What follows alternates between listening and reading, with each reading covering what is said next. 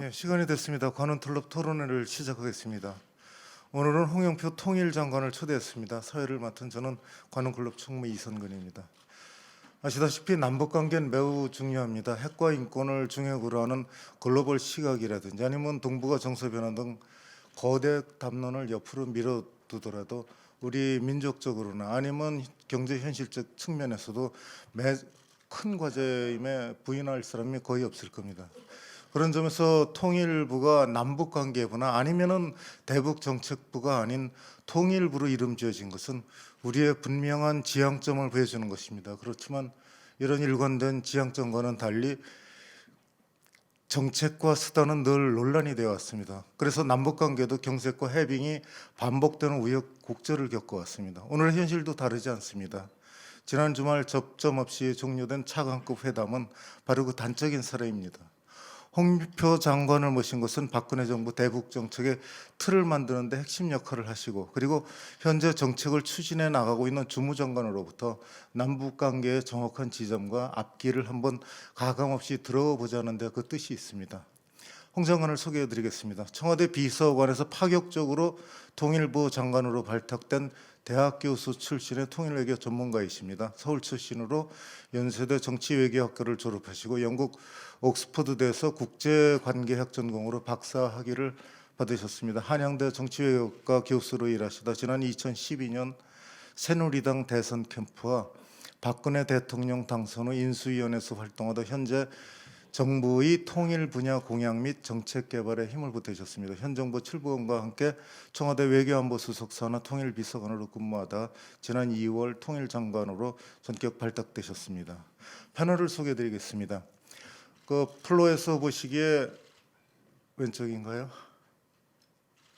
이쪽부터 그 김진철 한겨레신문 외교팀 차장입니다. 임광기 SBS 논설위원이십니다. 구본영 서울신문 논설위원이십니다.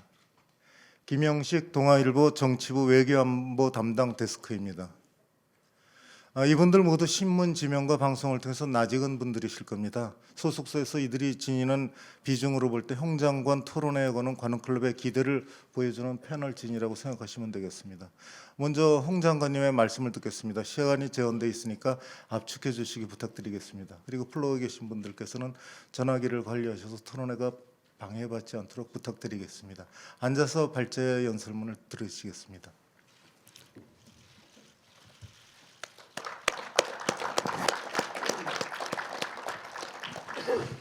예, 안녕하십니까. 통일부 장관 홍영표입니다. 이렇게 그 귀중한 자리에 초청해 주셔서 정말 감사드립니다. 특히 그 관훈클럽은 제가 사실 어릴 때부터 너무 익히 들어왔고, 뭐 이야기 관훈클럽, 관훈클럽 50년사 이런 것을 다 보면서 그 자라왔기 때문에 저한테는 아주 특별한 의미가 있고 이 자리에 앉게 된 것이 정말 큰 영광으로 생각하고, 그러면서 사실 그 어떤 이때까지 제가 장관이 돼서 있었던 어떤 자리보다 굉장히 긴장이 되고 떨리는 게 사실입니다. 하지만 오늘 그 여러분들의 그 여러 가지 질의에 최대한 성의껏 답변 드리고 박근혜 정부의 대북 정책에 대한 그 이해를 서로 넓히고 또 여러분들의 좋은 조언을 듣고자 합니다. 우선 준비한 모두 발언을 읽도록 하겠습니다. 관훈클럽 이선근 총무님을 비롯한 회원 여러분, 그리고 내외 기빈 여러분, 만나 뵙게 되어서 반갑습니다. 관훈클럽은 60년 가까운 역사와 권위를 가진 우리 언론계의 산 증인입니다. 또한 관훈 토론회는 정관계 인사들과의 심도 깊은 토론을 통해 우리 사회가 나아가야 할 길을 모색해 왔습니다. 이렇게 영광스러운 자리에 초청해 주신 것에 다시 한번 감사드립니다. 통일부 장관의 역할을 맡은 지 어제로 만 9개월이 되었습니다. 통일부 장관으로 임명된 이후 많은 분들이 정말 중요한 시기에 어려운 일을 맡았다고 말씀해 주셨습니다. 아마 격려의 말씀이었겠지만 사실 많이 부담이 되기도 하였습니다. 하지만 남북관계의 발전과 평화통일에 자그마한 기여를 하고자 하는 마음으로 주어진 임무와 역할에 최선을 다하고자 하였습니다. 지난 9개월간 많이 받은 질문 중 하나가 한반도 신뢰 프로세스가 여전히 추진 중이냐 하는 것이었습니다. 저희 대답은 한반도 신뢰 프로세스는 지속되어 왔고 지속하고 있으며 또 앞으로도 지속될 정책이라는 것이었습니다. 한반도 신뢰 프로세스는 확고한 안보 태세를 통해 한반도의 평화를 지키는 것과 동시에 남북 간 신뢰를 구축하여 평화를 만들어가는 그런 과정입니다. 군사적 도발과 같이 우리에게 해가 되는 행동을 하지 못하게 하는 것이 불신을 극복하는 데 필요한 부분이기에 북한이 잘못된 행동에는 단호하게 대응하여 왔습니다. 동시에 대화의 문을 열어놓고 현재 가능하고 서로에게 도움이 되는 형량부터 진행하여 북한과 신뢰를 쌓고자 노력하였습니다. 지난 8월 북한의 지뢰 및 포격 도발로 한반도의 긴장이 고조되었을 때에도 바로 이와 같은 기조에 입각하여 북한의 위협에는 확고히 대응함과 동시에 대화를 통해 평화협력의 발판을 마련하였습니다. 정부는 앞으로도 신뢰 프로세스의 기조를 일관되게 유지하며 국민의 눈높이와 국제 기준에 부합하는 남북 관계를 만들기 위해 노력할 것입니다. 관훈클럽 회원 여러분, 그리고 내외 기빈 여러분, 박근혜 정부는 올해 남북 간 실질적 협력의 통로 개설을 주요 대북 정책의 핵심 과제로 선정하고 남북 간 대화 채널과 또 민간 교류 협력의 통로를 열기 위해 노력해 왔습니다. 특히 민간 차원에서 내실 있는 협력을 장려하기 위해 지난 5월 통일부는 민간 교류 추진에 관한 정부 입장을 발표하였고 지난 8.25 합의에서도 민간 교류 활성화에 북측과 합의하였습니다. 이러한 노력의 결과 민간 협력을 통해 결해말 큰사전 편찬 사업과 개성 만월대 공동 발굴 사업 등을 성공적으로 진행하여 문화의 통로 개설에 의미 있는 진전을 이룰 수 있었습니다. 정부는 분단의 가장 큰 상처인 이산가족 문제를 해결하기 위한 노력도 지속하고 있습니다.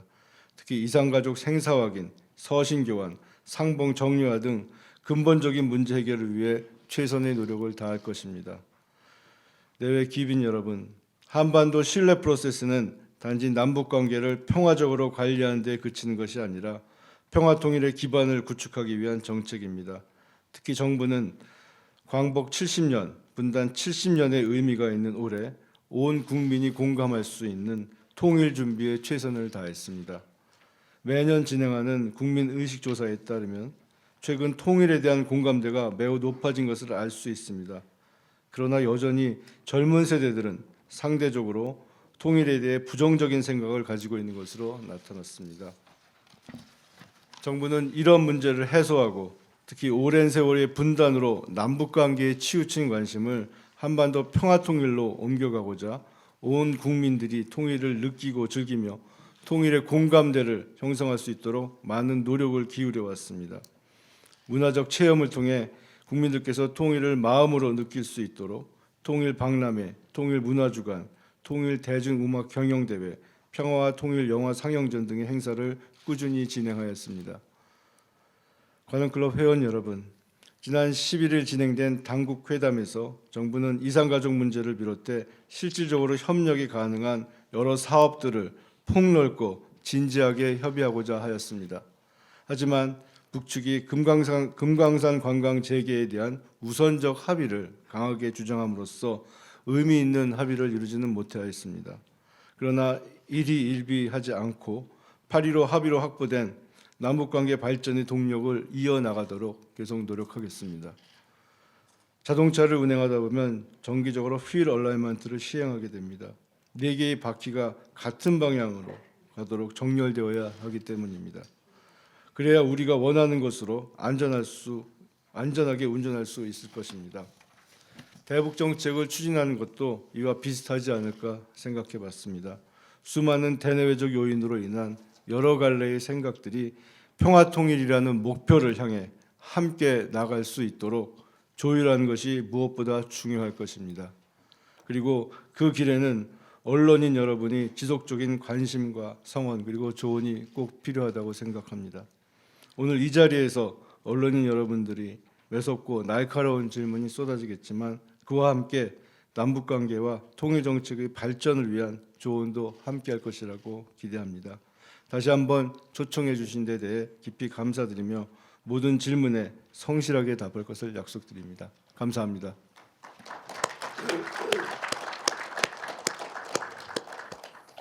예, 한반도 신뢰 프로세스를 중심으로 한 통일부의 정책 방향 그리고 현재 남북 관계의 분위기를 읽을 수 있는 발제였습니다. 이제 토론에 본격적으로 들어가기에 앞서 부탁드리겠습니다.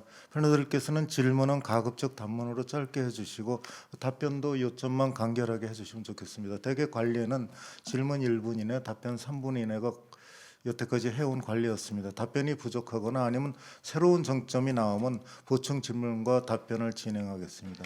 그럼 첫 질문은 바로 지난주에 끝난 당국 회담부터 시작하겠습니다. 서울신문 부분영 논설위원께서 첫 질문 열어주시겠습니다. 예, 장관님께서 날카로운 질문을 주문하십니다만은 시작이니까 평이한 질문부터 드리겠습니다. 우선 그 차관급 회담이 합의문도 없이 그리고 뭐 다음 만날 날짜도 기약 못하고 헤어진 것 같습니다. 그래서 아마 지난 8.25 고위급 접촉을 통해서 육개항 공동합의문을 이끌어낸 주역의 한 분으로서 회담 결과가 몹시 아쉬울 것 같습니다. 그래서 회담 결렬의 원인이 무엇인지를 한번 설명해 주시고 차기 회담은 언제쯤 또 제안하실 건지 말씀해 주십시오. 예, 저 정말 쉬운 질문을 기대했는데 어려운 질문인 것 같습니다. 회담 결렬의 그 원인은 기본적으로 지금 여러 가지 남북 간에 있는 현안들을 어떻게 풀어갈 것인가에 대해서 남북 간의 인식 차이가 있었다고 생각을 합니다. 뭐 다들 아시겠지만 지금 이산가족 상봉 문제를 비롯해서 또 지난 8.25 합의에 있어서 그 서로 약속을 했던 민간 교류 그리고 또 북한이 당연히 간장이 강하게 주장할 것으로 예상됐던 금강산 문제 뭐 이외 여러 가지 현안들이 있고 지금 정부의 입장은 그런 현안들을 같이 테이블에 올려놓고 포괄적으로 논의를 해서 하나하나 풀어가자는 그런 입장이었습니다. 반면에 북측은 우선은 이 금강산 관광 재개, 특히 재개에 일단 합의를 해야 된다. 그 주장을 굉장히 강하게 내세웠습니다. 재개에 대한 합의가 이루어지지 않으면 다른 문제는 뭐 큰 의미가 없다라는 식으로 이야기를 해왔기 때문에 회담에서 진전을 이루기가 굉장히 어려웠고 그런 부분들이 결국은 회담에서 합의를 이루지 못한 가장 큰 이유가 아닌가 이렇게 생각을 합니다. 다음 그 회담을 어떻게 할지는 사실은 아직은 뭐 그 구체적으로 정해진 바는 없습니다.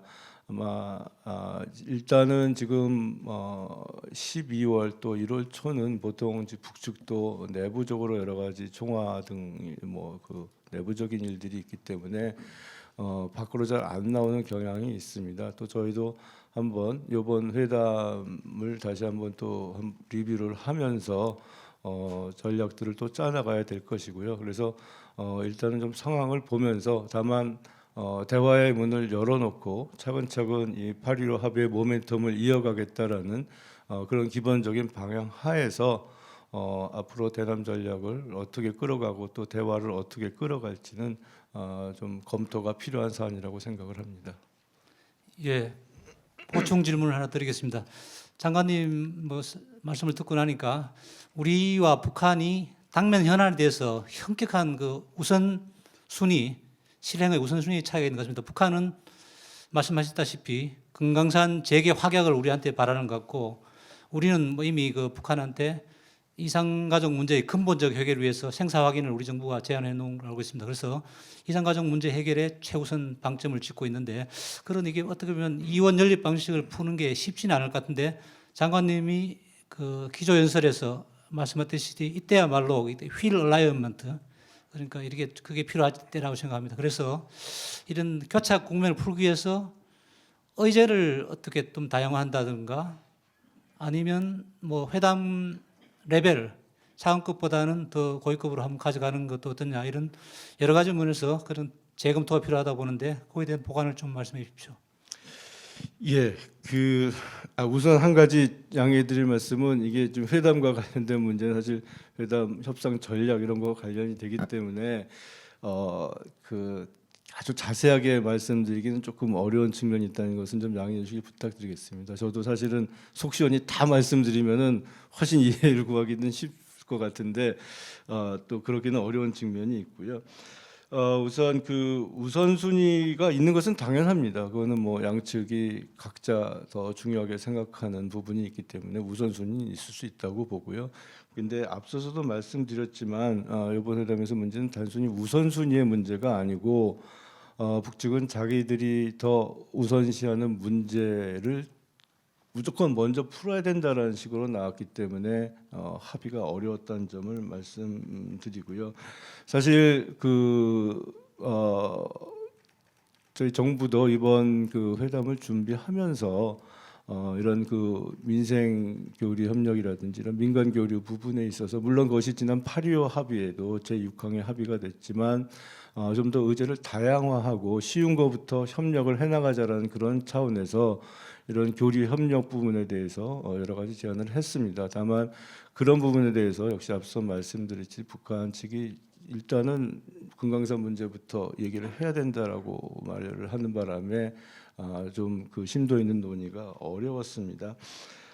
그리고 그 회담의 레벨업 뭐 이렇게 이제 차관급 이상의 어떤 새로운 회담 필요성을 제기하셨는데요.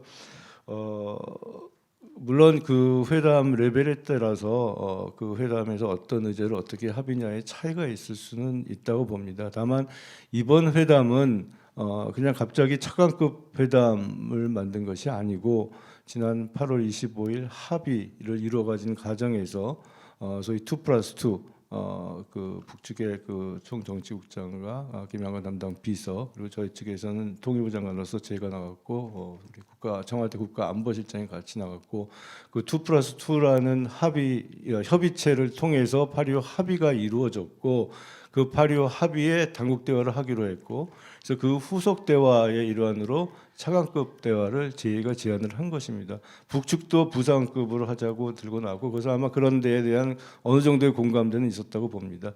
그래서 지금 이번에 회담이 비록 합의가 없이 종결되었지만 그렇다고 바로 회담의 급을 높인다든지 어떤 다른 형태의 회담을 생각하기보다는 우선은 기존에 좀 이렇게 지금 그래도 그나마 만들어가기 시작한 회담의 틀을 유지하면서 좀 더 회담이 지속적으로 그 진행될 수 있는 그런 어떤 그 회담 틀을 만들어야 되지 않을까 우선 그렇게 생각을 하고 있습니다.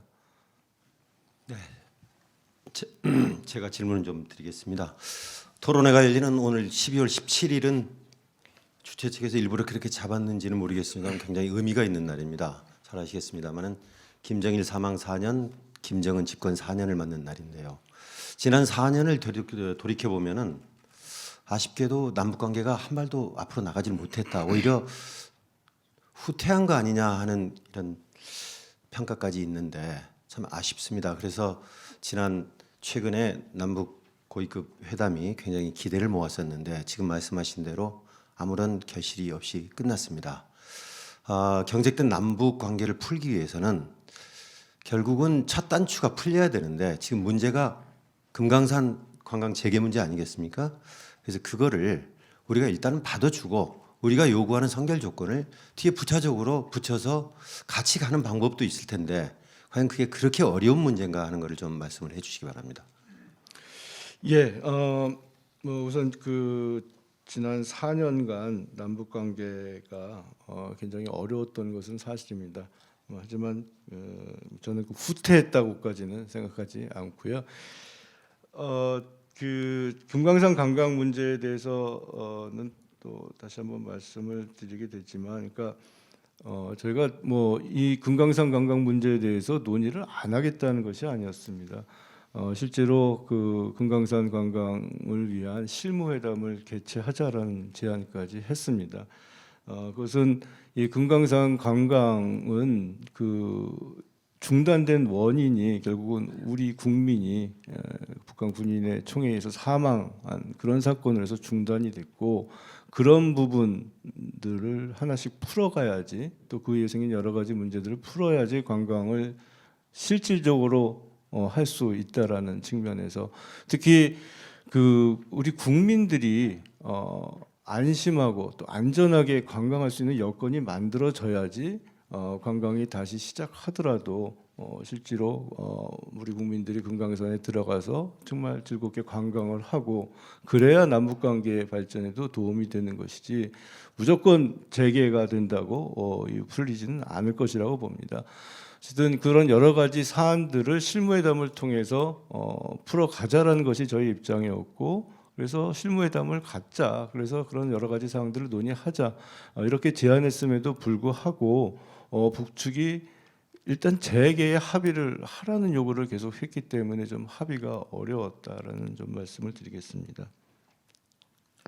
결국 재개라는 문구를 합의문에 넣어야 한다라는 조건이었던 거죠. 거기에 대해서 우리는 이제 할 수 없었던 거고요. 그렇다면 재개라는 문구를 합의문에 넣으면서 안전하게 그 관광을 보장할 수 있도록 선결 조건 같은 것들을 변기하는 그런 방안도 있을 수 있을 텐데요. 그렇게 할 수 없었는지 또 그렇게 못했다면 그 이유는 뭔지 궁금합니다. 그래서 계속 좀 비슷한 대답을 드릴 수밖에 없는 상황인데요.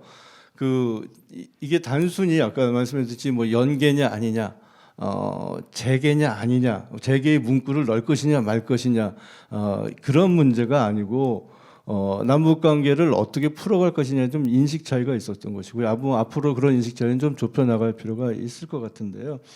그러니까 여러 가지 그런 선결 조건들을 논의하자라는 것이 저희 입장이었습니다.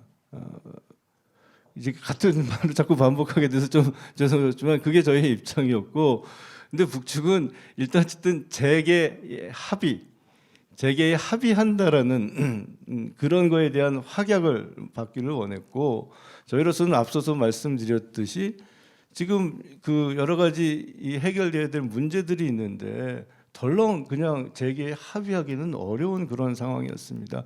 한 가지 예를 들어서 말씀드리면은 2013년에 개성공단이 북한의 일방적인 근로자 철수 등으로 인해서 중단이 되었습니다.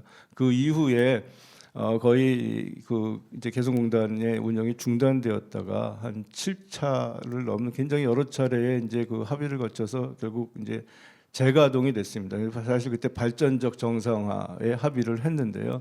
그때도 결국 수점은 그냥 재가동을 하자라는 북측의 입장과 지금 이런 여러 가지 문제로 인해서 이 개성공단이 이렇게 중단됐는데 그 중단된 문제 원인을 해소하고 또 앞으로는 이런 사태가 발생하지 않도록 장치를 마련하지 않고 그냥 재가동하는 것은 큰 의미가 없다라는 그런 판단하에 계속 북한이랑 협의를 오랫동안 진행을 한 것이고, 그래서 그때 발전적 정상화라는 그런 큰 방향에 합의를 했고 공동위원회라는 것을 만들었습니다. 그래서 물론 현재도 공동위원회도 원래 약속한 것만큼 정기적으로 이루어지는 않지만 재가동 이후에 그래도 공동위원회라는 것이 있었기 때문에 북한이 굉장히 그런 발전적인 측면에 소극적이었음에도 불구하고 저희가 계속 그러니까 공동위원회를 개최하자고 요구를 하고, 그럼 북한도 합의된 상황이 있기 때문에 공동회의에 응했고, 그런 공동회의를 통해서 현안들을 조금씩 논의하고 풀어왔습니다. 그래서 이 금강산 관광 문제도 그런 측면에서 단순히 재개에 일단 합의하는 것이 중요한 것이 아니고 앞으로 이 금강산 관광을 어떻게 정말 우리 국민들이나 여러 데서 안심하고 받아들일 수 있는 그러한 관광 사업으로 만들 수 있을 것이냐, 그 부분이 더 중요하다고 생각을 합니다. 예, 장관님 말씀처럼 남북의 인식의 차이가 당국회담 결렬의 근본적인 원인인 것 같긴 하지만요. 또 한편에서는 이 차관급 수석 대표로 이루어진 이 회담의 한계도 지적하는 의견이 좀 많습니다. 큰 틀에서 합의할 권한이 차관급한테 있기 어렵다는 건데요. 실제로 수석 대표 접촉이 이번에 1박 2일 회담에서 2시간 30분밖에 안 되거든요. 결국 수석 대표급 논란이 얼마나 무의미한가 이걸 이제 보여주는 측면도 있는 것 같은데, 2013년에 그 남북회담이 결렬될 때 형식이 내용을 규정한다 이렇게 우리 정부 입장이 있었거든요. 거기에 대해서 홍 장관님의 생각이 아직도 변함이 없는지 궁금하고요. 또 앞으로 당국회담을 이어가게 된다면 또 이번처럼 차관급으로 계속 해야 한다고 생각하시는지도 묻고 싶습니다. 예, 그 우선 2013년 사례를 말씀하셨는데요. 2013년에서 그 장관급 회담에 대해서 실무 접촉을 통해서 합의를 해 나갈 때 정부에서 형식 부분을 강조한 것은 사실입니다. 그때 형식을 강조했던 것은 2013년은 말 그대로 그 개성공단의 그런 그 사태가 있었고 그러면서 처음 남북 간에 이제 박근혜 정부 들어서 처음 남북 간 죄송합니다. 남북 당국 간 대화를 만들기 위해서 논의를 시작했던 것이고 그래서 그러면은 장관급 정도 정말 실질적인 권한과 책임을 가지고 현안을 논의할 수 있는 장관급 회담으로 하자. 저희가 그렇게 제안을 했고 그래서 장관급 회담을 하기 위한 협의를 진행을 했고요. 근데 북측에서 내놓은 안은 과거에도 그랬습니다만은 사실은 거의 어떤 경우에는 과거에 뭐 여러분들 잘 아시겠지만 뭐 거의 과장급이라고 생각할 수 있는 정도의 사람, 잘해 국장급 이런 사람들을 회담 대표, 수석 대표로 내보냈었습니다. 그래서 저희는 그런 식의 그렇게 급이 안 맞아서 어떻게 우리가 이 책임과 권한을 가지고 문제를 해결할 수 있겠냐라는 측면에서 보다 실질적인 권한과 책임이 있는 사람이 나오라고 요구를 한 것이고 어느 정도 그 정도의 형식은 갖춰줘야지 정말 중요한 내용들을 풀어나갈 것이 아니냐라는 측면에서 그런 요구를 했고 그런 흐름 속에서 형식 문제를 강조했었습니다. 그것은 사실이고요.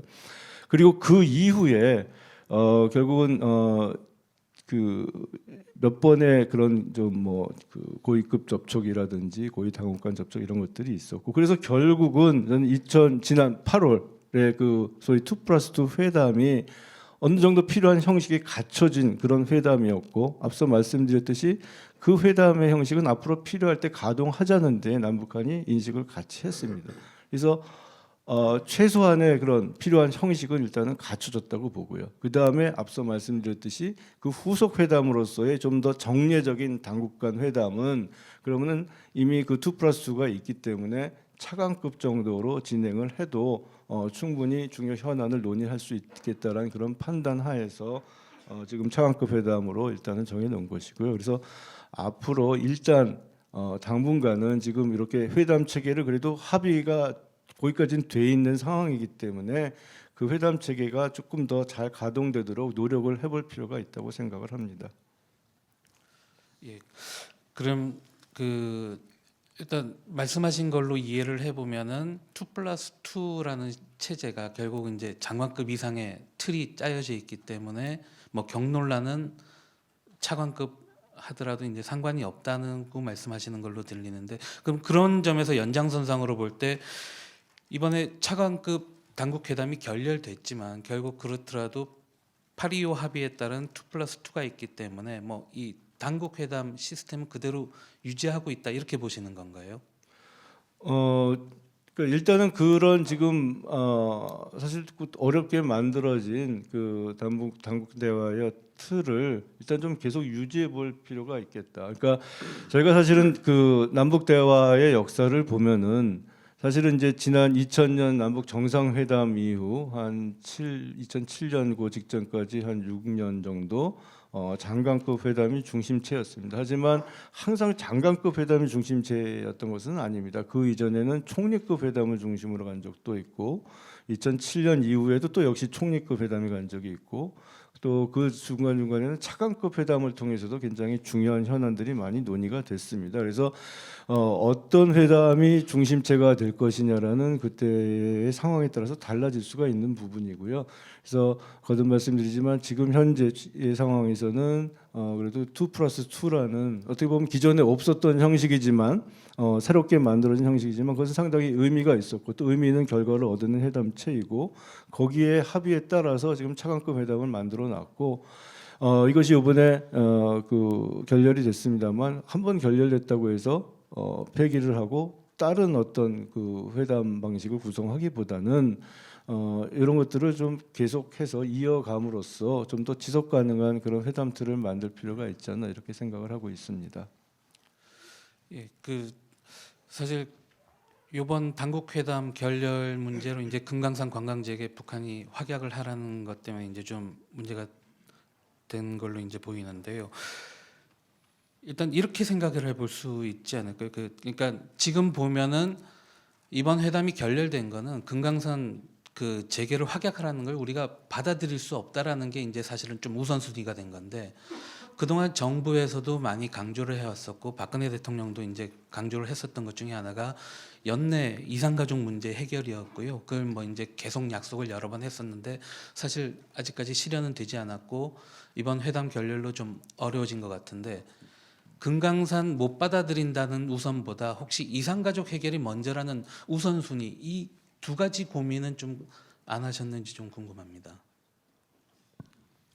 그 이산 가족 분들을 생각하면 정말 죄송하고 가슴이 아픕니다.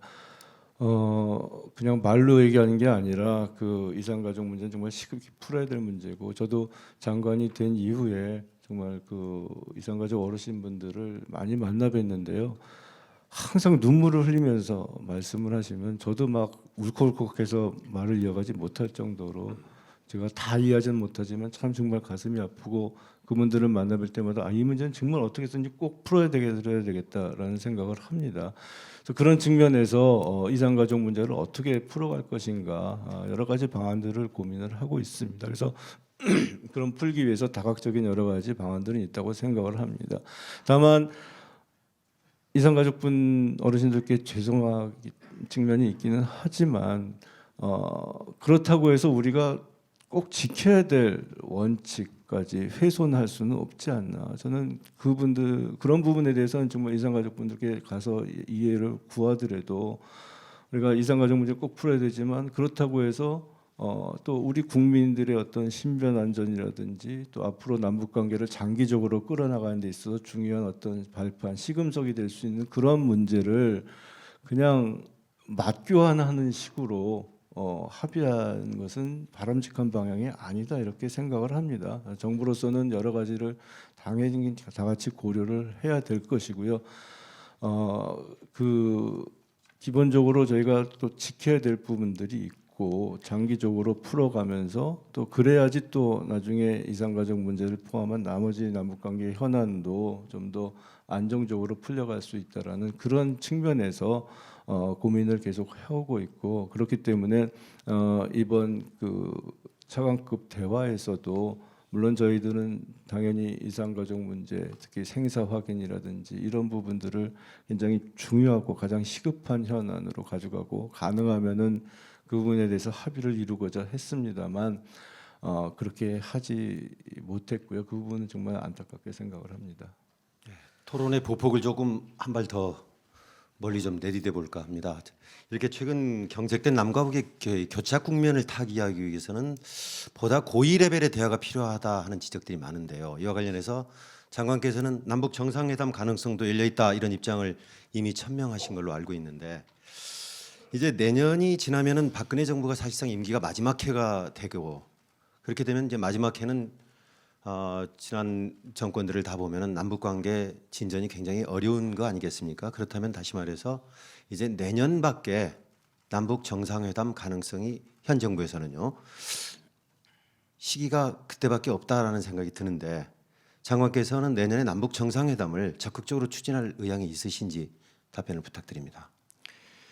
예, 그 정상회담 문제에 대해서 많은 분들이 관심을 가지고 계신 것을 알고 있습니다. 그리고 특히 이제 남북 관계의 특수성상 그래도 정상회담을 해야지 뭐가 풀리지 않느냐, 이런 의견을 주신 분들도 많이 있다는 것을 잘 알고 있습니다.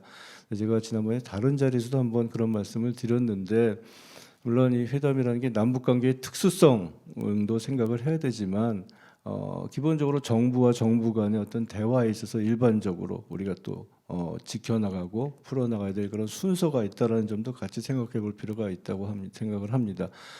기본적으로 정부는 앞서 말씀하셨듯이 정상회담에 대해서는 열려 있습니다. 정상회담이 필요하고, 특히 그런 정상회담을 통해서 분단의 아픔을 해소하고 평화를 이끌어가기 위한 그런 실질적 논의를 할 수 있는 정상회담은 마다할 필요가 없다라는 것이 정부의 입장입니다.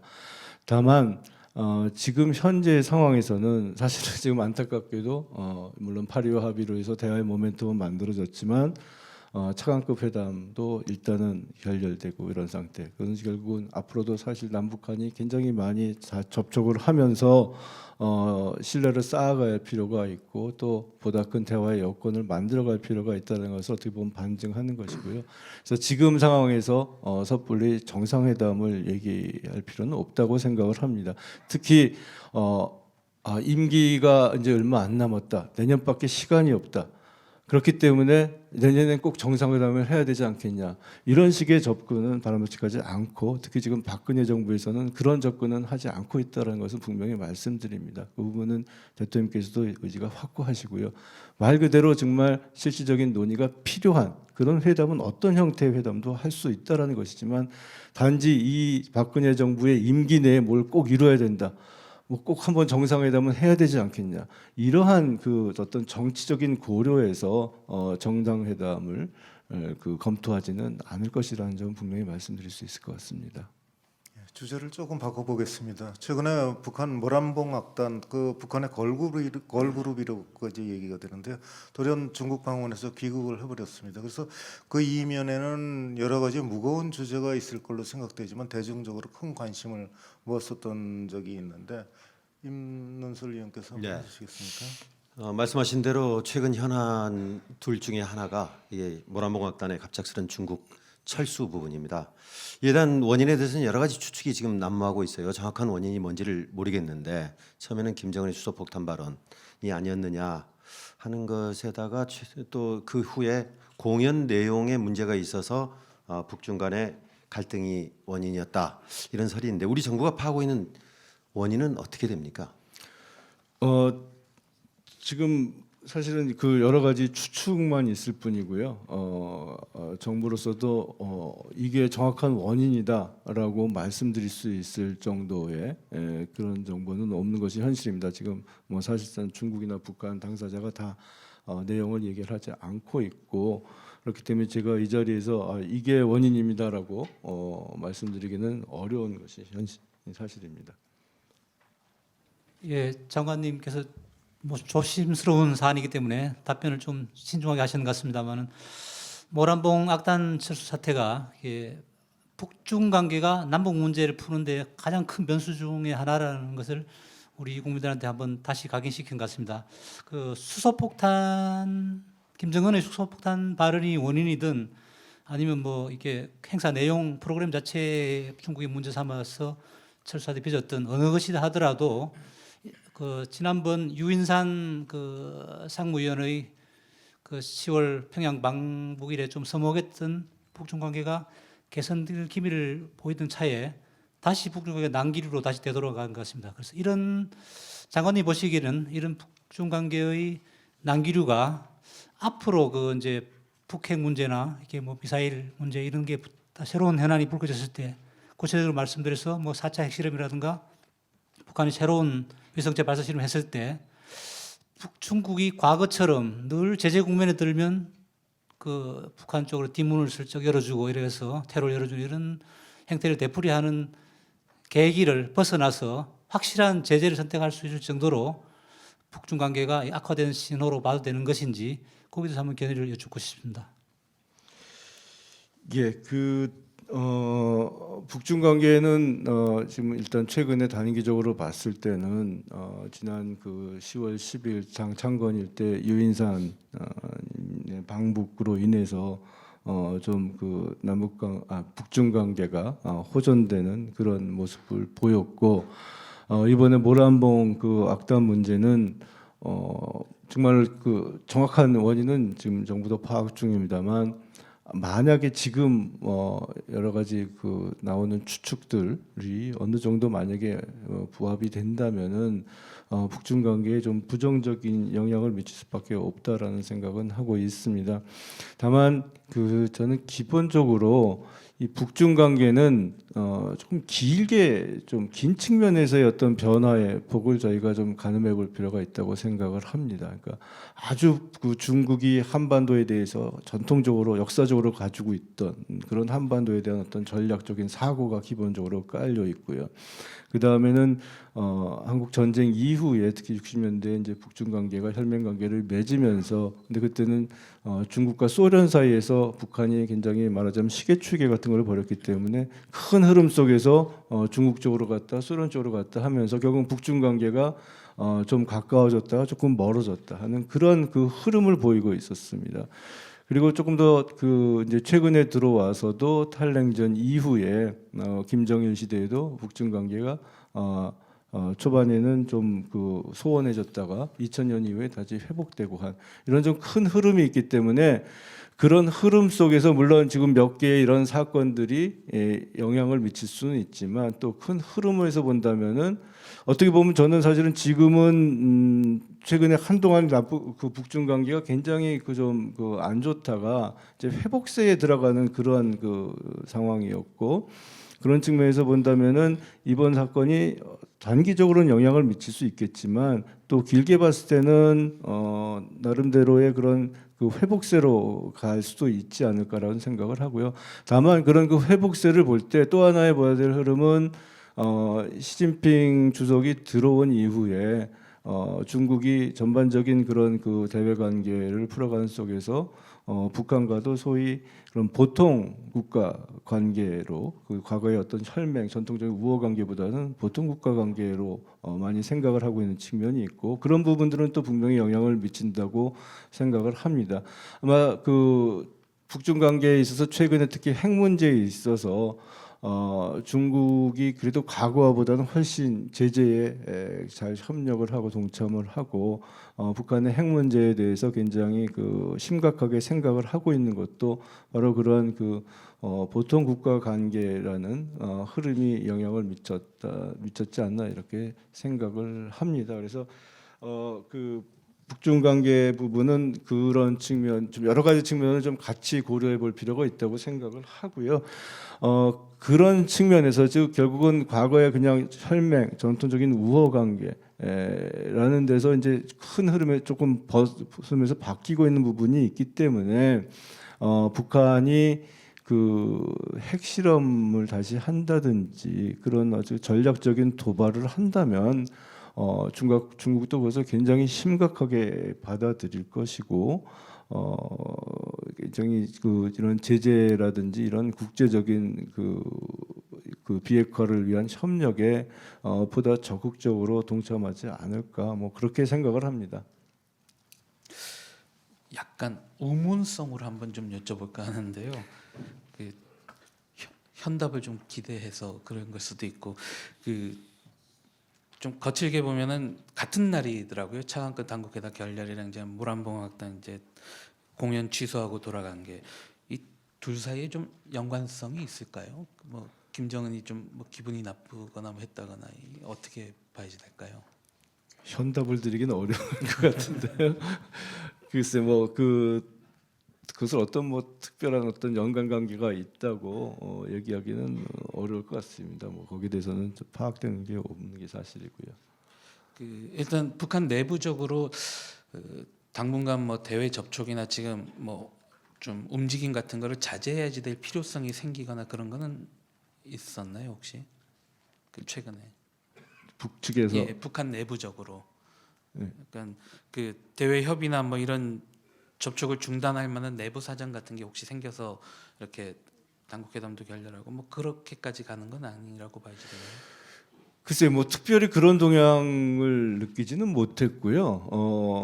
사실 어떻게 보면 오히려 최근에 북한의 그 대외 관계에 대한 태도는 과거에 비해서는 특히 지난 10월 10일 전후에서는 좀 더 대화 국면 쪽으로 나오는 그런 모습을 보였습니다. 잘 아시겠지만 아까 말씀하신 그런 유인산의 방북 이후에 북중 관계도 조금은 회복세를 보였고 그 북미 관계에 있어서도 물론 북한은 지금 평화 협정을 내세우고 있고 그것을 지금 미국은 수용하기 어렵고 비핵화를 먼저 얘기하는 입장입니다만 어쨌든 북한은 평화 협정이라는 것을 내세우면서 결국은 대화를 하자라는 얘기를 계속을 하고 있습니다. 그리고 남북 대화에도 사실은 계속 그 응해서 뭐 이산가족 상봉도 있었고 또 실무 접촉 합의도 있었고요. 그렇기 때문에 요번에 어쨌든 대화의 결렬이 뭐 큰 흐름에서의 변화인지 아니면 아까 말씀드린 그런 금강산 문제에 대한 어떤 북한의 굉장히 그런 강한 태도 때문에 그런 건지는 확실히 알 수가 없고요. 어쨌든 결론적으로는 지금 뭐 어떤 그런 특별히 북한이 대화를 중단해야 되는 어떤 내부적인 문제가 있다라는 점은 뭐 파악된 것이 없습니다. 네, 북중 관계 계속 여쭤보겠습니다. 북한이 아무래도 내년 7차 전당대회 이전에 중국 경제 지원을 얻기 위해서는 북중 정상회담을 개최할 것이라는 관측은 아직도 유효한 건지, 지금 말씀하신 대로 핵실험이라든가 이런 큰 돌발만 없다고 한다면은 이 북중 정상회담이 내년 초에 가능할 것이라고 보시는지요? 글쎄요, 그 부분은 제가 지금 뭐 가능하다 안 하다 이렇게 예측하기는 어려운 부분일 것 같고요. 아마 뭐 그 북측은 가능하면은 지난 유인산 방북 이후에 북중 관계를 좀 더 잘 끌어가기를 원했을 것이고, 뭐 아마 요번에 모란봉 악단이 결과적으로는 사실은 지금 이제 굉장히 그 마이너스 요인이 될 수 있는 그런 상황이 됐지만, 그런 모란봉 악단이라는 어떻게 보면은 그 김정은이 직접 만든 그런 악단을 파견했다라는 것도 북중 관계를 개선하기 위한 아마 그런 제스처였다고 보여집니다. 그래서 그런 흐름이 있는 것은 맞지만 그것이 정상회담까지 어떻게 이어질지에 대해서 말씀드리기는 어려울 것 같습니다. 예. 북한 핵 문제 해결은 아무래도 쉽게 빨리 해결되지는 않을 것 같죠.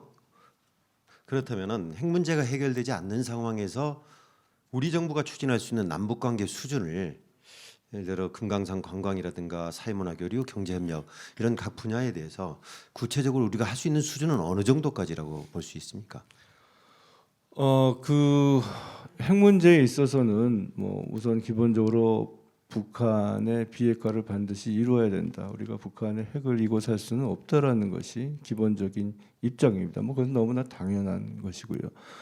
하지만 제가 사실은 이 신뢰 프로세스를 만들고 또 그 이후에 그 신뢰 프로세스에 기초해서 대북 정책을 만들어감에 있어서 굉장히 많이 고민을 하고 했던 부분이 바로 이 핵 문제를 꼭 풀고 비핵화를 위해서 노력을 해야 되지만, 그렇다고 또 핵 문제가 해결될 때까지 그냥 손 놓고 있을 수는 없지 않냐.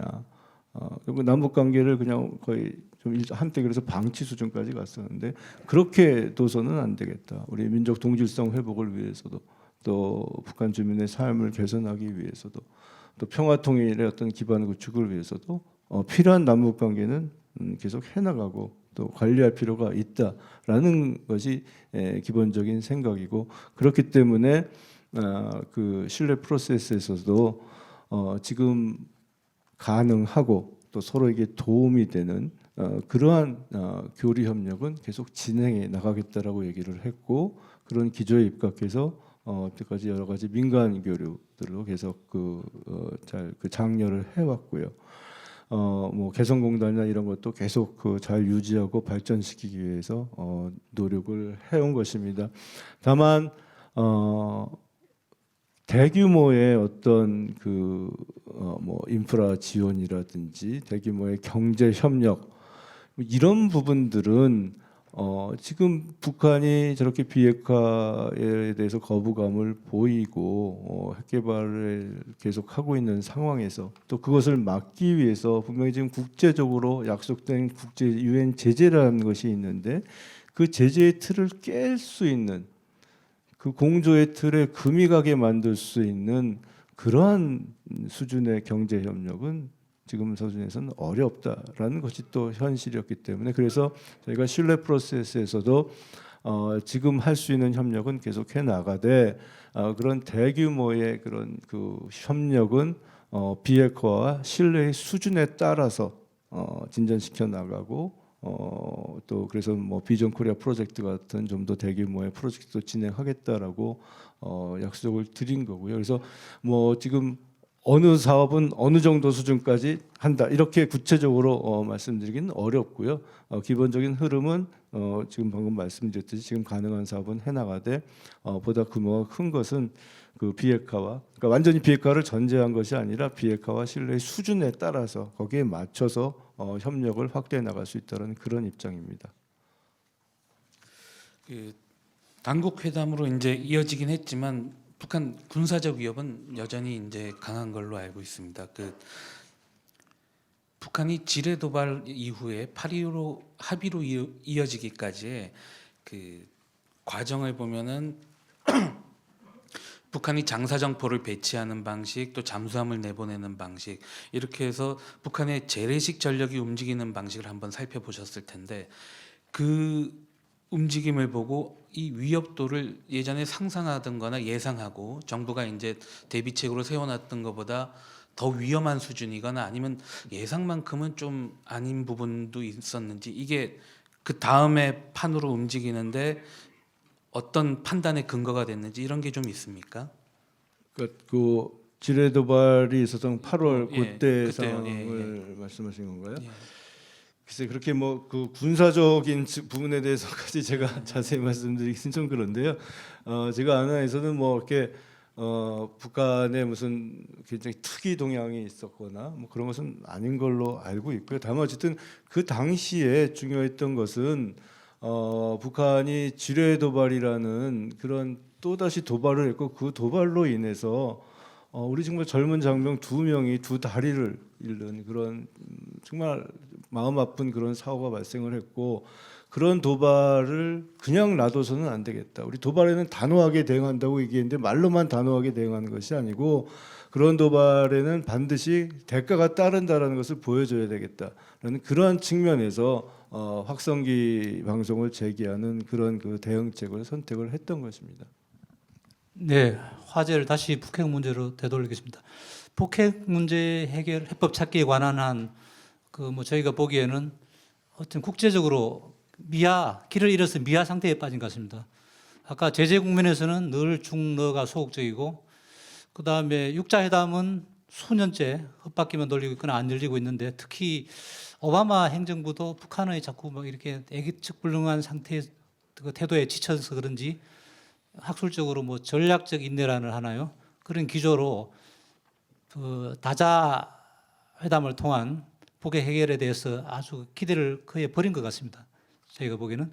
그래서 이게 어떻게 북핵 문제는 국제 문제의 동시에 또 우리 그 민족 내부의 문제이기도 하지 않습니까? 모든 남북한은 그렇듯이.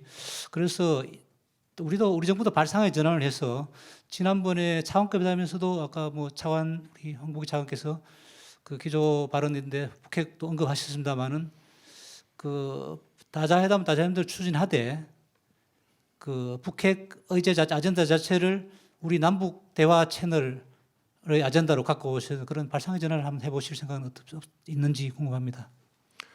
예, 그 기본적으로 북핵 문제 해결을 위해서는 기존에 해왔던 그 육자 회담을 비롯한 그런 국제적인 협력, 특히 국제적인 다자 회담과 함께 남북 사이에서의 그런 그 해결 노력도 필요하다라는 것이 지금 박근혜 정부의 입장입니다. 물론 북한은 계속 이 핵 문제는 그 남한이 그 상관할 문제가 아니다, 뭐 이렇게 얘기를 하고 있습니다만, 사실상 지금 북한은 그 핵무기 개발을 남한에 대한 위협 수단으로도 사용하고 있는 것이 사실이고요. 방금 그 말씀하셨듯이 이건 우리 민족의 문제이고 민족 전체에 대한 위협이라고 생각을 합니다. 그렇기 때문에 또 우리가 반드시 이 문제에 대해서 논의를 하고 해결을 해나가야 된다고 생각을 합니다. 그렇기 때문에 그 박근혜 정부에서는 이 남북 관계와 비핵화의 선순환이 필요하다라는 그런 입장 하에서 그 국제 협력을 돈독히 함은 물론 기회가 되면 남북 관계를 통해서도 이 핵 문제를 풀기 위한 노력을 계속 해나가야 되고, 앞에 말씀드렸듯이 그래서 비핵화가 진전이 돼야 또 남북 관계도 발전을 할 수가 있고, 또 그런 남북 관계의 대화가 통로가 커진다면 그것이 비핵화에도 도움이 되지 않을까, 이런 생각을 하고 있습니다.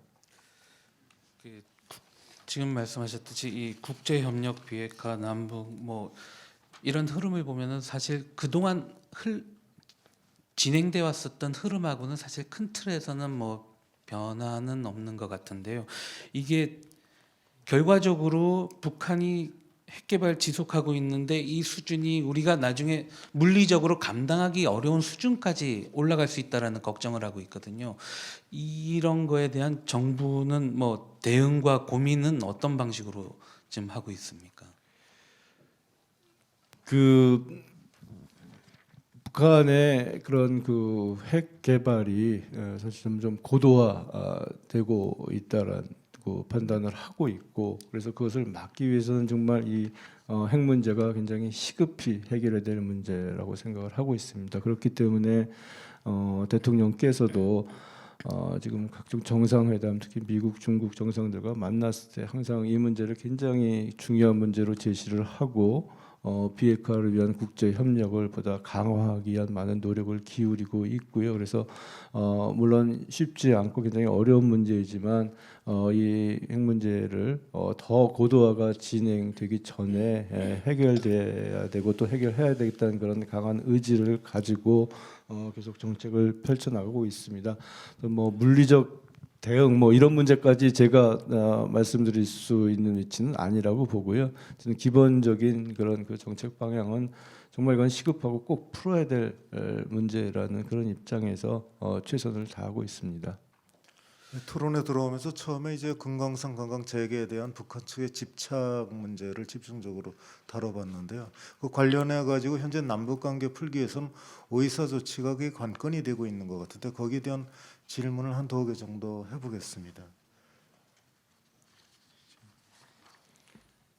예. 그 제가 알기로는 그 금강산 관광 문제는 오이사 조치 조치가 취해지기 전에 중단된 걸로 알고 있습니다. 그래서 이제 북한이 금강산 관광 말고 또 주요한 그 관심 사항으로 오이사 문제를 앞으로 계속 제기할 것으로 보는데, 그 아시다시피 우리 그 남북 그 대북 정책인 한반도 신뢰 프로세스는 북한이 어느 정도 신뢰를 보여줘야 우리도 상하는 그 진전을 그 관계 개선에 응하겠다. 작은 사안은 그대로 가되 대규모, 아까 장관님 말씀하셨듯이 대규모 경제 협력 프로젝트는 북한의 더 통큰 비핵화나 이런 분야에서 더 큰 신뢰 조치를 보여줘야 진도가 나갈 수 있다는 그런 스탠스인 것 같습니다. 그래서 지금 현 시점에서 북한이 어떤 정도의 그런 상징적인 신뢰 조치를 우리한테 보여줘야 오이사 조치 해제 논의에 응할 수 있다고 생각하시는지 그 부분을 좀 말씀해 주십시오. 예, 그 오이사 문제에 대한 정부 입장을 설명드리기 전에 한 가지 뭐 조금 그 보충적으로 설명드리고 싶은 것은 지금 구본영 위원님께서 이제 신뢰 프로세스라는 것이 북한이 먼저 신뢰를 보여줘야 뭐가 된다 이렇게 설명을 하셨는데 그 저희가 무조건 북한이 무슨 먼저 신뢰를 보여줘야 된다 이런 그 접근은 아닙니다. 결국 남북 간에 오랜 그런 불신이 쌓여 있기 때문에 그런 불신을 해소하고 신뢰를 쌓아가야 된다라는 입장에서 신뢰 프로세스를 얘기를 했고요. 다만 그런 과정에서 신뢰를 쌓는 과정에서 중요한 것은 물론 어떤 대화, 뭐 교류 협력 이런 신뢰 부분도 있지만 신뢰를 쌓을 수 있는 가장 중요한 밑받침 중에 하나는 상대방이 나한테 해를 끼치지 않는다라는 그러한 인식입니다. 그래서 그런 차원에서 북한한테 도발을 해서는 안 된다. 잘못된 행동을 해서는 안 되고 잘못된 행동은 반드시 짚고 넘어가겠다라고 신뢰 프로세스에서 논의 강조한 것이고요. 결국 오이사 문제도 그런 부분에서 생각을 해볼 수 있을 것 같습니다. 결국 오이사는 북한의 천안함 폭침, 특히 그걸로 인해서 우리의 그 병사 46명이 목숨을 잃은 그런 사건에 대해서 아무 일 없다는 듯이 넘어갈 수는 없다. 거기에 대해서 북한이 분명히 책임 있는 조치를 취해야 된다. 그런 일이 다시는 일어나지 않도록 만들어야 된다. 그런 일이 다시 일어난다면 어떻게 남북 관계가 계속 발전할 수 있겠습니까? 결국은 다시 더 후퇴할 수밖에 없을 거라고 생각을 합니다. 그렇기 때문에 그 오이사 조치에 대해서는 북한의 책임 있는 조치가 있어야 한다라는 입장을 정부가 분명히 해온 것입니다. 뭐 일부에서는 사실은 뭐 오이사 조치 뭐 그 이명박 정부 때 내린 조치인데 박근혜 정부가 뭘 계속 거기에 이렇게 속박될 필요가 있냐 이런 말씀하시는 분들도 있는데요. 저는 기본적으로 이 오이사 문제, 특히 천안함 폭침 문제는 이명박 정부냐 박근혜 정부냐 어느 정부의 문제가 아니고 이것은 대한민국의 안전, 우리 대한민국 국민들의 안위와 관련된 문제이고, 이런 부분이 반복된다면 남북 관계는 계속 이 전진과 후퇴를 반복할 수밖에 없다고 생각을 합니다. 오이사 조치를 단순히 일단 남북 관계 교류 협력 조금 잘 되기 위해서 해제할 수는 있을 겁니다. 해제하면은 조금 일단은 커질 수 있겠지만 결국은 또 다른 도발이 있다면 아마 더 뒤로 후퇴하지 않을까, 그런 우려가 생각되고요. 그래서 그런 점에서 오이사 조치에 대해서는 북한의 책임 있는 조치가 필요하다라는 점을 정부가 항상 강조를 하고 있는 것입니다. 다만 그런 문제들도 대화를 통해서 이야기할 수 있다는 입장은 분명히 밝혔고요. 그리고 오이사 조치가 남북 대화를 틀어막고 있는 주 원인은 아니라고 생각합니다. 오이사 조치 하에서도 교류 협력할 수 있는 부분들은 있고, 이미 그런 부분들에 대해서는 정부도 여러 차례 입장을 발표하고, 특히 민족 동질성 회복이나 이런 데 도움이 될 수 있는 민간 교류는 계속 장려한다는 입장이고 또 그렇게 해왔습니다. 그래서 지금 남북 간의 교류 협력이 정말 여러분들이 생각하기엔 좀 미흡하다고 생각할 정도로 좀 더디게 진전되고 있는 것은 사실인데요. 그것이 단순히 오이사 조치가 있기 때문이 아니고 북한의 소극적인 태도가 사실 저는 더 많은 영향을 미쳤다고 생각을 합니다. 그래서 오이사 조치라는 것은 물론 앞으로 남북 관계가 발전돼 감에 따라서 우리가 이것은 극복해야 될 문제이지만 그것을 극복하기 위해서는 단순히 오이사 조치를 해제하냐 마느냐의 문제가 아니고 이것 역시 원인 제공자인 북한으로부터의 책임 있는 그런 행동이 반드시 필요하다라는 것이 정부의 입장입니다. 지금 장관께서 말씀하신 대로 남북 만나면 오이사 조치도 논의할 용의는 있으신 거죠? 네, 그렇습니다. 네, 그렇다면은 우리가 좀 한 발 더 나가서 말이죠. 오이사 조치 풀 의지가 우리가 확실히 있으니까 천안함 문제도 빨리 매듭 짓자, 이렇게 해서 한 발 더 나갈 수도 있는 제안을 하실 의향은 없으신가요? 오이사 문제를 대화를 통해서 얘기할 수 있고 또 얘기하자라는 말은 정부에서 이미 여러 차례 표명한 바가 있습니다. 다만 이제 최근에는 실제로 대화에서 그 문제에 대해서 남북한이 논의한 적은 없는데요. 결국 그 문제에 대해서는 아마 지금 말씀드렸듯이 책임 있는 조치가 필요하되 그것은 대화를 통해서 논의하자라는 게 정부의 기본적인 입장이고요. 그런 입장은 앞으로도 계속 유지를 할 것입니다. 예, 토론회 시작한 지 벌써 절반이 지났습니다. 지금 청중석에는 관원클럽 사무국에서 나와 있습니다.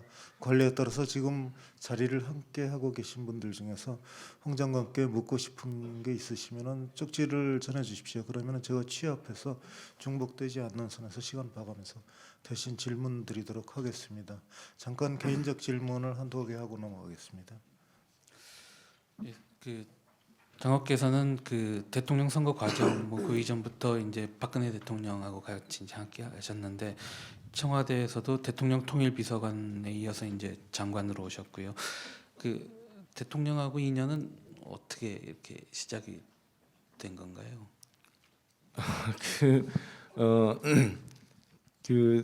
박근혜 대통령 후보 시절에 그런 박근혜 대통령을 좀 돕는 그런 일에 같이 하자는 제 친한 선배 학자의 권유가 있었고요. 평소 박근혜 대통령은 굉장히 훌륭한 리더라고 생각을 했고 도와드릴 가치가 있겠다라는 생각을 했습니다. 네, 그렇게 해서 일단 캠프에 들어가게 됐고요. 그러면서 그때부터 이제 인연이 시작되었습니다.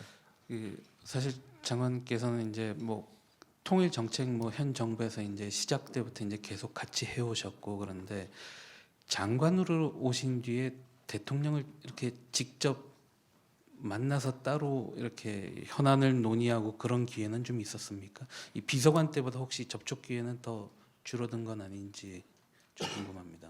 아니요, 당연히 뭐 만날 기회는 있었고요. 자꾸 이렇게 대면 보고 서면 보고 이런 데 관심이 많으신데요.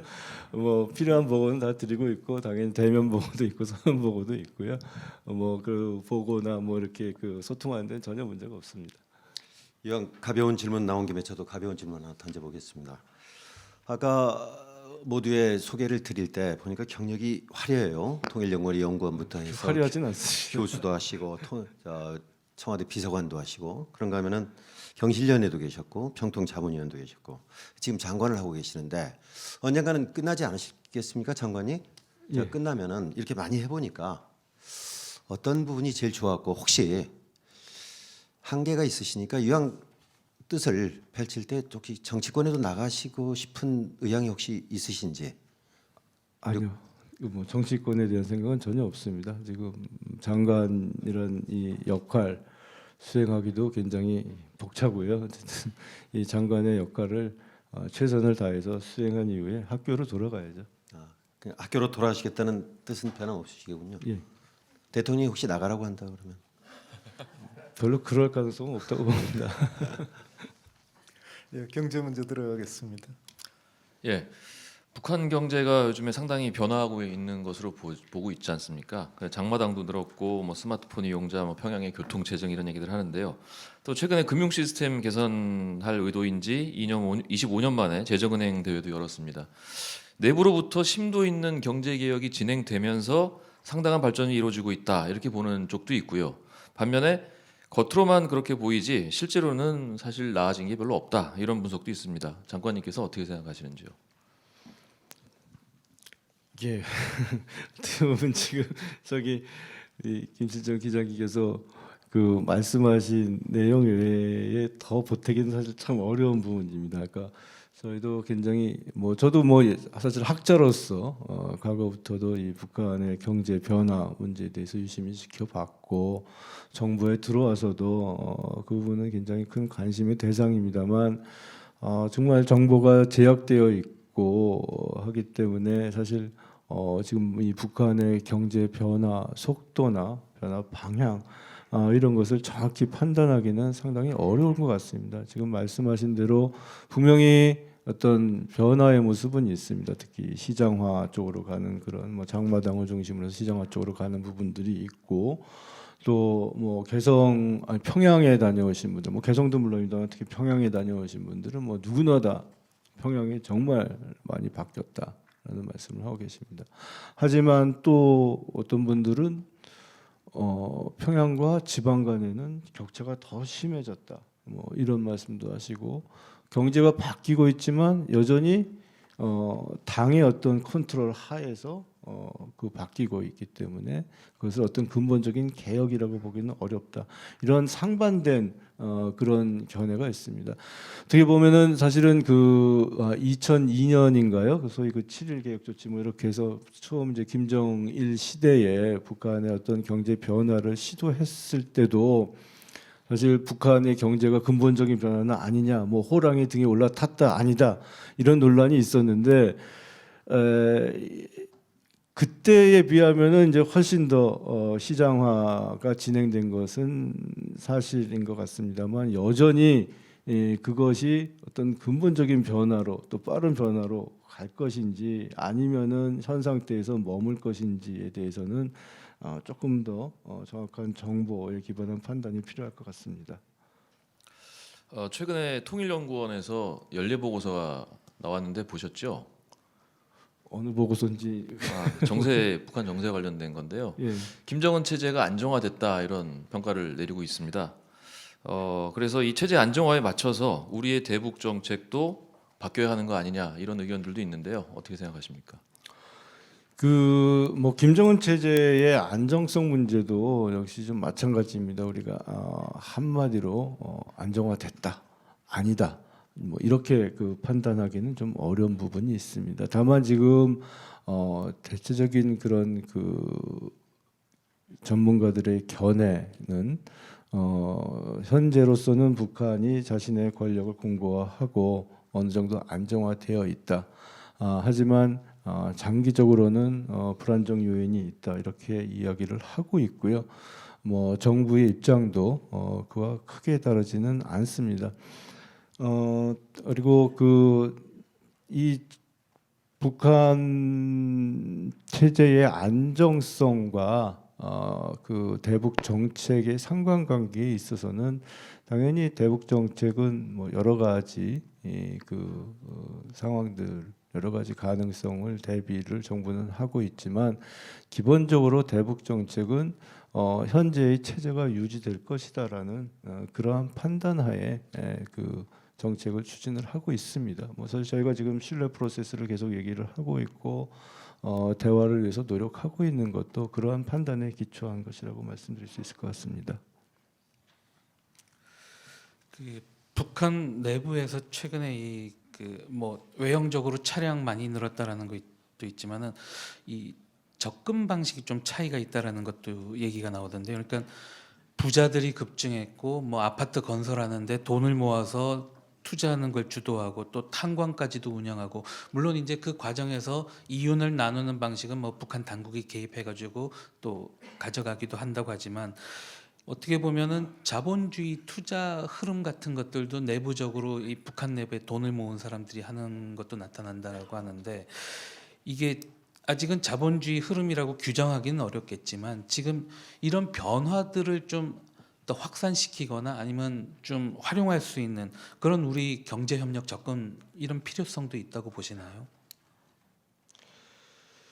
예, 뭐 말씀하신 그대로 지금 분명히 어떤 뭐 시장화의 흐름은 나타나고 있는 것 같습니다. 말씀하신 대로 뭐 소위 돈주가 있다라는 이제 그런 관측도 많이 나오고 있고요. 다만 아직은 그런 흐름들이 말씀하신 대로 어떤 정말 자본주의 방향으로 쭉 가는 걸로 보기에는 좀 어려운 측면들이 있고 또 그런 어떤 경제적인 움직임은 여전히 일단 당의 통제 내에서 당이 통제할 수 있는 범위 내에서 이루어지고 있는 부분들이 있습니다.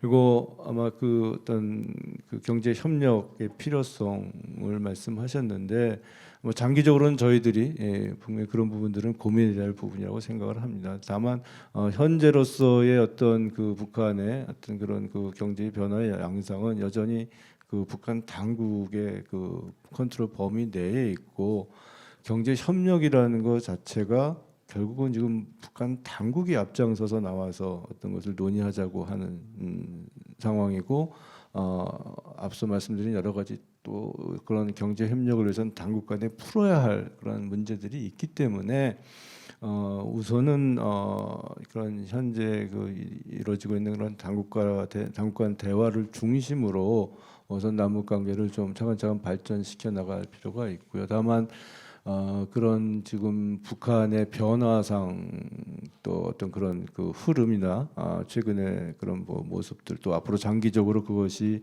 어떻게 갈 것인 것을 염두에 두고 거기에 따른 여러 가지 정책적인 대안을 모색하는 작업은 지속해 나갈 필요는 있다고 생각을 합니다. 박근혜 대통령의 유라시아 이니셔티브 차원에서 이 나지나산 프로젝트가 진행 중인데 이 관련 기업들은 수익성 맞추기가 굉장히 어렵다고 하고 있고 정부는 기업이 알아서 해야 할 일이다 이렇게 선을 긋고 있단 말이에요. 근데 정부가 수익성 없다는 기업의 이 프로젝트를 참여를 이게 압박한다 이런 보도가 나오고 있는데 나진 하산 프로젝트가 앞으로 어떻게 진행될 것으로 보고 있고 또 경제성이 있다면은 시범 운송만 몇 차례 했는데 본 계약은 언제쯤 가능할 거로 보고 계십니까? 예, 뭐 정부가 압박을 하고 있다, 그것은 사실이 아니고요. 나지나산 이 프로젝트는 정부도 관심을 가지고 있는 사업이고 그 필요성을 인정하고 있습니다만 그 사업 방식은 기본적으로 기업 차원에서 지금 민간 기업이 러시아 측과 협의를 진행을 하면서 그 사업성을 지금 사업 문제를 협의를 하고 있습니다. 수익성 문제는 물론 그 뭐 수익성이 이렇게 크지는 않습니다만은 지금 기업들도 여러 가지 좀 그 뭐 물동량을 확대한다라든지 뭐 여러 가지 그런 보완적인 조치를 통해서 수익성을 좀 확대하기 위한 노력을 하고 있고 또 그런 방향으로 러시아 측과 협의하고 있는 것으로 알고 있고요. 그런 부분에 있어서 뭐 수익성 부분은 그렇게 지금은 큰 문제가 되지는 않는 걸로 알고 있습니다. 물론 이 라지나선 사업이라는 것이 결국은 이제 북한을 끼고 있기 때문에 소위 뭐 북한 리스크라고 하는 그런 부분들은 있고, 그래서 그런 리스크에 대한 부분은 사실 기업들도 부담으로 느끼고 있기 때문에 또 그런 부분에 있어서는 또 정부도 필요한 지원을 해야 되겠다는 그런 입장이고요. 현재 그래서 기본적으로는 그 저희 측 우리 민간 기업 3사와 러시아 측 간의 협의가 계속 진행 중이고요. 상당히 의견은 많이 좁혀진 걸로 알고 있습니다. 그래서 그런 가운데서 지금 3차까지 시범 운영이 진행이 됐고요. 그래서 지금 뭐 언제다라고 말씀드리기는 어렵습니다만은 아마 곧 그 해결 방향으로 나가지 않을까 그렇게 예측을 하고 있습니다. 네, 낮은 하산 그 프로젝트를 좀 업그레이드가 필요한 시점인 것 같습니다.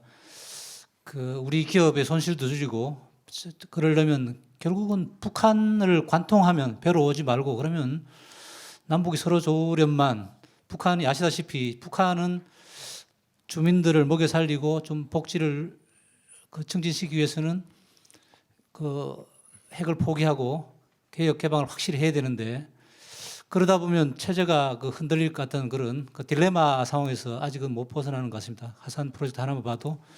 그래서 우리 사회 전문가들 그렇고 국제사회에서도 그렇고 북한 그 김정은 정권이 그런 딜레마를 못 벗어나니까 체제 그 레짐 체인지로 인한 체제 붕괴는 아니더라도 그 좀 민감한 질문이 같습니다만은 보다 합리적인 정권으로 체제의 변환이 이루어져야 핵 문제도 풀리고 그 한반도 신뢰 프로세스도 확실한 진도를 나갈 수 있다. 이런 비관적인 전망하는 분들도 많은 것 같습니다. 그래서 그 장관님 보시기에는 이 박근혜 정부는 일단 김정은 체제가 핵 경제 병진 노선이라는 그 비현실적인 그런 망상에 가까운 정책을 포기할 가능성이 있다고 보시는지, 그래서 일단은 김정은 체제를 상대로 그 변화 가능성을 믿고 긍정적 변화 가능성을 믿고 그 남북 관계를 풀어가야 된다고 보시는 그런 입장의 변화가 없는지 한번 여쭙고 싶습니다.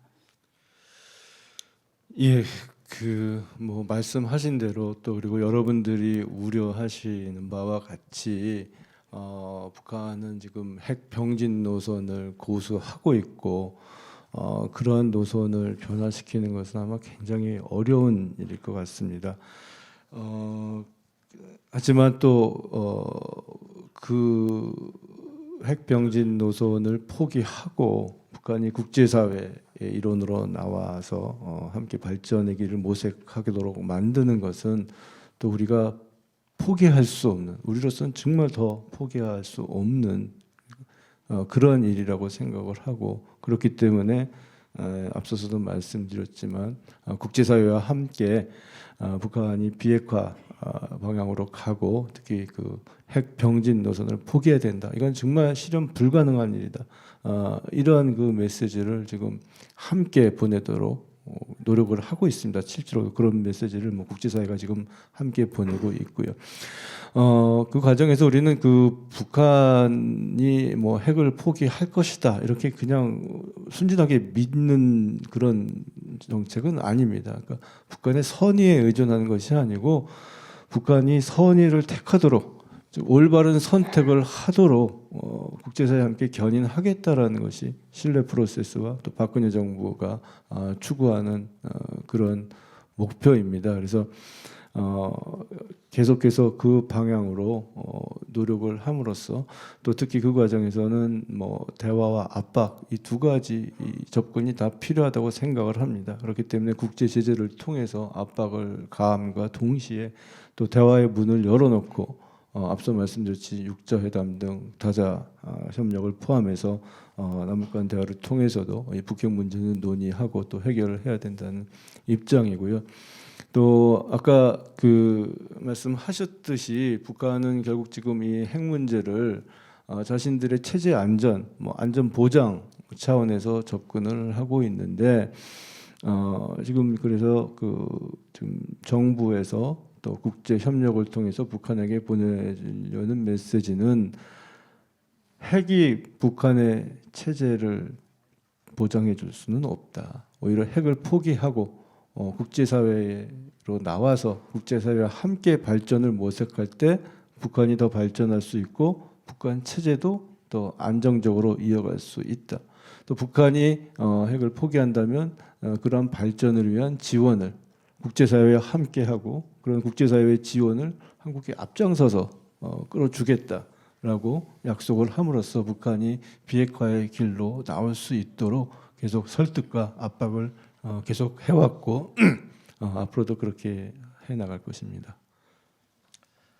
예, 박근혜 대통령이 통일 대박을 말씀하시고 나서 통일준비위원회도 만들어지고 우리 쪽에서 통일 담론이 굉장히 활발해졌는데요. 하지만 북한 쪽에서는 이런 이야기들을 흡수통일 의도로 받아들이고 있는 측면도 크거든요.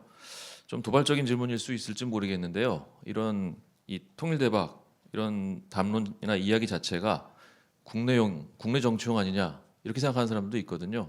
여기에 대해서는 어떻게 생각하십니까? 예, 제가 앞에서도 대북 정책 아까 정상회담 말씀드리면서 그런 문제를 어떤 정치적인 목적과 연계시키지는 않는 것이 지금 박근혜 정부의 확고한 뜻이라고 말씀드렸고요. 이 통일 대박 문제도 저도 뭐 그런 일부 해석이 나온 거는 들었습니다만 절대로 어떤 정치적인 목적에서 나온 것이 아니고 말 그대로 정말 우리 국민들이 통일에 대한 어떤 의지와 공감대를 높여야 되겠다.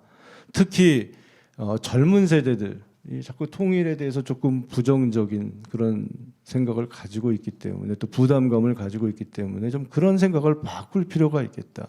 그렇기 때문에 바로 젊은이들이 사용하는 대박이라는 용어로 사용을 한 것입니다. 그러니까 그 어떤 설명보다는 젊은 애들은 요즘 좋으면 대박.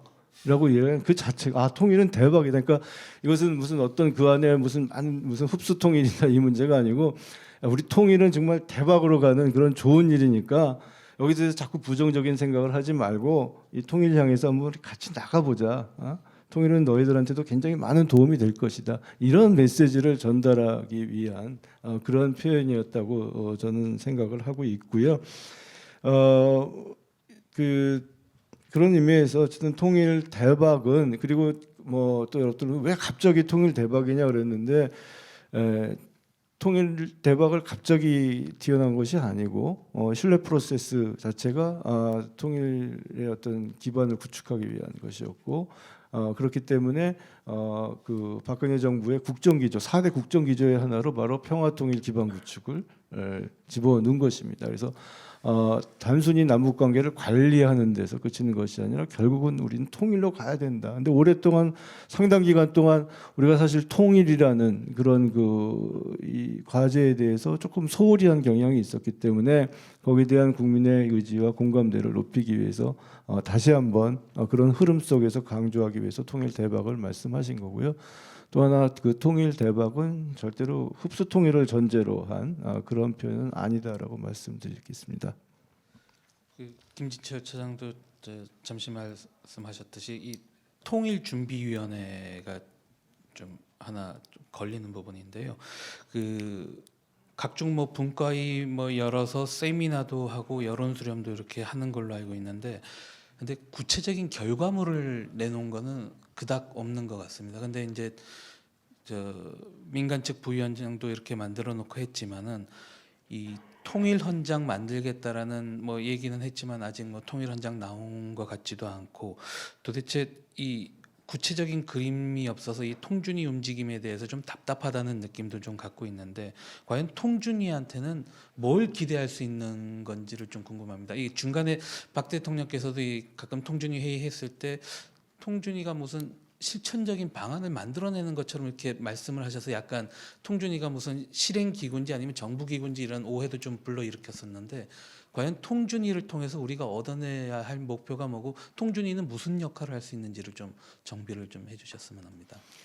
예, 그 통일준비위원회는 처음 만들 때부터 표명한 것이 이것은 이제 민관 협력이라는 것이 가장 중요한 부분이고요. 특히 그래서 민간의 그런 전문성, 그런 전문성에서 나온 다양한 통일과 또 통일 이후 통합 과정에서 우리가 생각해야 될 이런 가지 아젠다, 또 거기에 대한 아이디어를 모으고 근데 그러니까 그런 겁니다. 민간 협력이라는 것이 민간은 전문성은 있지만 또 그 여러 가지 정보라든지 인력, 예산 이런 것은 또 부족하기 때문에 그런 민간의 전문성과 정부가 가지고 있는 어떤 인력적인 측면, 정보 이런 것들을 잘 결합을 해서 실질적인 통일 준비를 하자 그런 차원에서 만들어진 것이고요. 그래서 그동안 그 통일준비위원회는 물론 저도 이제 통일준비위원회 정부 부위원장으로 있고 정부 측 멤버도 있지만 주로 민간 부위원장 중심으로 민간들이 여러 가지 그런 회의나 또 이런 걸 통해서 아이디어도 모으고 국민들의 공감대를 높이기 위한 그런 활동들도 해왔고요. 또 그런 것들을 주기적으로 대통령 주재 회의를 통해서 대통령께 보고를 드리고 또 같이 아이디어를 나눴고 거기서 나온 아이디어들을 통일부를 중심으로 정부에서 받아서 실제 정책으로 실행을 하고 있습니다. 뭐 대표적인 예를 말씀드리면은 예를 들어서 지난 8월에 있었던 경원선 남측 구간 복원 사업 같은 것들이 물론 처음에 정부에서 이런 것이 필요성을 얘기했지만 그 구체적인 아이디어 어떻게 이것을 진행시켜 나갈 것인가라는 구체화된 아이디어는 통준위에서 이 경제분과 쪽의 민간위원들이 그 아이디어를 짜주셨고 그것을 그다음에 통일부와 국토부가 받아서 실제로 예산을 투입해서 정책으로 현실화시켰습니다. 그리고 통일 박람회 지난 5월달에 있었는데 그것은 국민들의 통일 공감대를 높이기 위한 건데 그건 순수하게 통일준비위원회에서 아이디어를 내 가지고 그것을 통일부가 예산을 투입해서 5월달 한 2박 3일간 통일 박람회를 열었는데 정말 그 통일의 공감대를 높이는데 많은 기여를 해서 내년에도 이제 계속 하기로 했고요. 뭐 DMZ 공원 같은 것도 물론 대통령이 주도를 하셨지만 보다 그것을 어떻게 구상해 나갈 것인가 이런 거에 대한 그 아이디어를 통진위 쪽에서 보충을 해줬고요. 그런 것을 지금 다 지금 정부 안에 포함을 시켰고 이제 그것을 앞으로 북한과 협의를 통해서 실제로 현실화시키는 것은 이제 통일부가 해야 될 일이고요. 그런 식으로 글쎄 홍보에 좀 부족이 있던 탓인지 여러분들이 여전히 좀 통준에 대해서 우려를 하고 있고 무슨 일을 하고 있느냐 이런 생각을 하고 계시는데 정말 꾸준히 이렇게 그 일을 하고 그것을 정책으로 수용을 하고 있고요. 그 통일 헌장 문제는 그 통준위에서 사실은 굉장히 중요시하는 부분입니다. 한데 또 이 통일 헌장이라는 것이 우리 사회에 지금 통일에 대한 의견이 굉장히 다양하기 때문에 그러니까 다양하기 때문에 사실 그런 의견을 가능하면 좀 이렇게 하나로 모으고 국민의 의지를 결집하기 위해서 통준위에서는 통일 헌장을 만들고자 하지만 또 그것을 섣불리 잘못 내놓으면은 오히려 굉장히 논란이 커지고 분열이 더 커질 수 있기 때문에 지금 굉장히 신중하게 내부적으로 의견 수렴을 하고 아이디어를 모으는 그런 과정이 있고요. 근데 그 과정이 사실은 생각보다는 지금 조금 더 오래 걸리고 있습니다. 그래서 올해는 지금 어떤 결과물이 나오진 못했고요. 아마 그런 것들이 좀 다듬어지면은 이제 이 좀 더 그 공개적인 이런 공청회라든지 뭐 또 국회와의 협의 이런 것들을 통해서 다듬어 가려는 그런 계획을 가지고 있습니다. 네, 그 장관님께서 한반도 신뢰 프로세스 박근혜 정부의 대북 정책의 건 밑그림을 그린 분 중에 한 분이라고 알고 있습니다. 그래서 저도 한반도 신뢰 프로세스 정책 자체의 그 바람직하다, 그다음에 적실하다 이런 거는 대부분의 국민들과 함께 저도 동의하는 편입니다만은 또 안타까운 점이 우리가 아무리 좋은 카드를 내밀어도 북한이 빨리 덥석 손을 잡아줘야 되는데 아까 장관님도 말씀하십니다만 우리의 문제라기보다 어떻게 보면 소극적인 북한의 문제이기도 합니다만은 특히 지난번에 왜 우리 박근혜 대통령께서 그 드레스덴 선을 해서 여러 가지 패키지로 많은 제안을 했는데 북한 쪽에서는 한마디로 이거는 제도 통일을 위한 흉심이다 이런 식으로 부정적인 반응을 보였습니다. 그래서 참 이렇게 되면 한반도 신뢰 프로세스가 빨리 진도 나가야 되는데 좀 더디게 나가는 게 돼서 이제 다 안타깝게 생각합니다만은 그 뭐 이렇게 뭐 이렇게 이솝 우화에도 그런 게 있지 않습니까?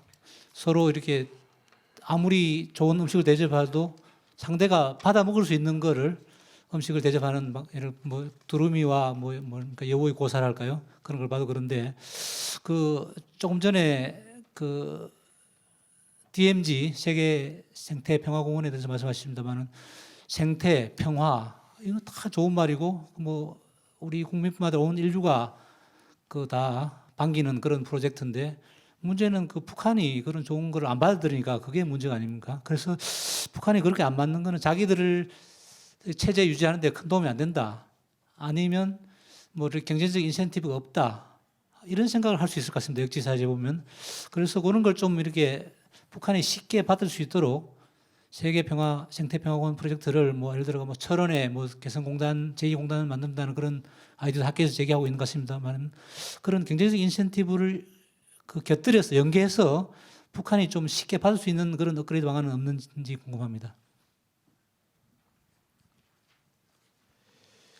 예, 그 굉장히 여러 가지 중요한 부분을 짚어주셔서 그 어떻게 대답을 드려야 될지 좀 근데 우선 그 신뢰 프로세스라는 것은 그 이제 북한의 미용 문제가 있고 뭐 우리가 움직여야 되지 않겠냐 뭐 그런 취지의 질문이신 것 같은데요. 앞서도 좀 말씀드렸지만 그 신뢰 프로세스라는 것이 북한 니네 바뀌어야 돼. 좀 잘 해봐. 어떻게 하는지 보겠어. 뭐 이렇게 그냥 일방적으로 북한의 변화를 요구하는 것은 아니고 그 신뢰를 쌓기 위해서 같이 노력할 필요가 있다라는 그런 정책입니다. 그래서 제가 전에 한번 이제 처음 취임하고 나서 기자분들과 만났을 때 그런 설명을 한 적이 있는데, 그러니까 이제 신뢰 프로세스를 얘기하면서 특히 이제 남북 관계를 얘기하면서 제일 많이 말씀하시는 게 이제 손뼉도 마주쳐야 소리가 난다. 이제 그런 표현인데 저는 이제 그걸 조금 이제 좀 변화시켜서 이 하이파이브를 하는 이제 그런 거랑 한 비유를 해서 신뢰 프로세스 설명한 적이 있습니다. 그러니까 하이파이브에서 이게 손을 높이 들어서 딱 손뼉을 쳐야 되는데 결국 뭐 점프를 하면서 할 수도 있고 제자리에 서서 할 수 있습니다만 결국 이제 높이가 맞아야지 박수가 나는 건데요. 그래서 그 높이를 맞추기 위한 노력이 필요하다. 그리고 그것은 우리도 하겠다.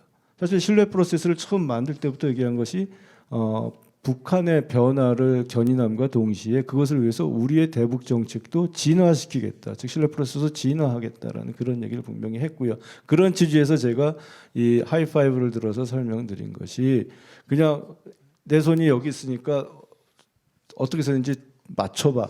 이게 아니고 어떻게 하면은 북한과 좀 더 잘 손뼉을 마주칠까라는 것을 고민하면서 우리도 충분히 높이를 조정할 수 있다. 그러니까 무릎 꿇고 나와서 내 손 잡어. 이것이 아니고 신뢰를 쌓고 물론 근데 그 과정에서 말씀드렸지만 북한의 잘못된 행동은 분명히 짚고 넘어가지만 충분히 우리도 움직여서 소리를 잘 나게 만들 준비가 돼 있고 또 그렇게 위해서 노력하겠다라는 것이고요. 그래서 아까 뭐 두루미 여우 이어듯이 정말 그냥 그 접시를 주는 게 아니고 먹을 수 있게 만들어줄 용의와 준비는 돼 있다라는 말씀을 다시 한번 드립니다. 그런 의미에서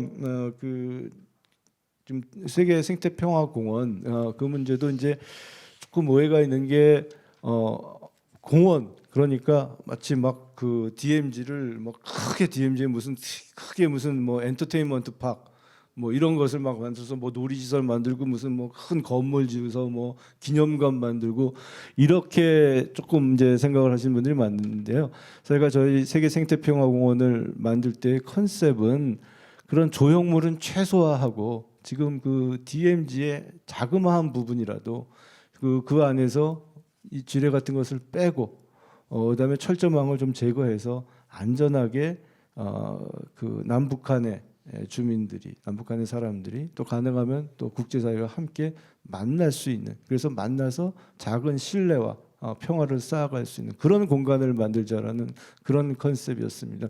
그래서 나중엔 사실은 처음엔 세계 평화공원이었다가 생태란 말까지 이제 작년 9월에 더 보탰습니다. 그것은 그만큼 환경을 중요시하고 사람과 환경이 하나가 돼서 어우러지는 그런 작은 공간을 만들면은 그 공간을 만들어가는 자체가 신뢰를 쌓는 굉장히 중요한 연습이 되고 그것을 기회로 남북한의 신뢰, 평화가 확대될 수 있고 그럼 거기에 맞춰서 또 더 많은 공간을 생태를 보존하는 가운데 어떤 평화로운 지역으로 만들어갈 수 있지 않을까 이런 생각을 가지고 있고요.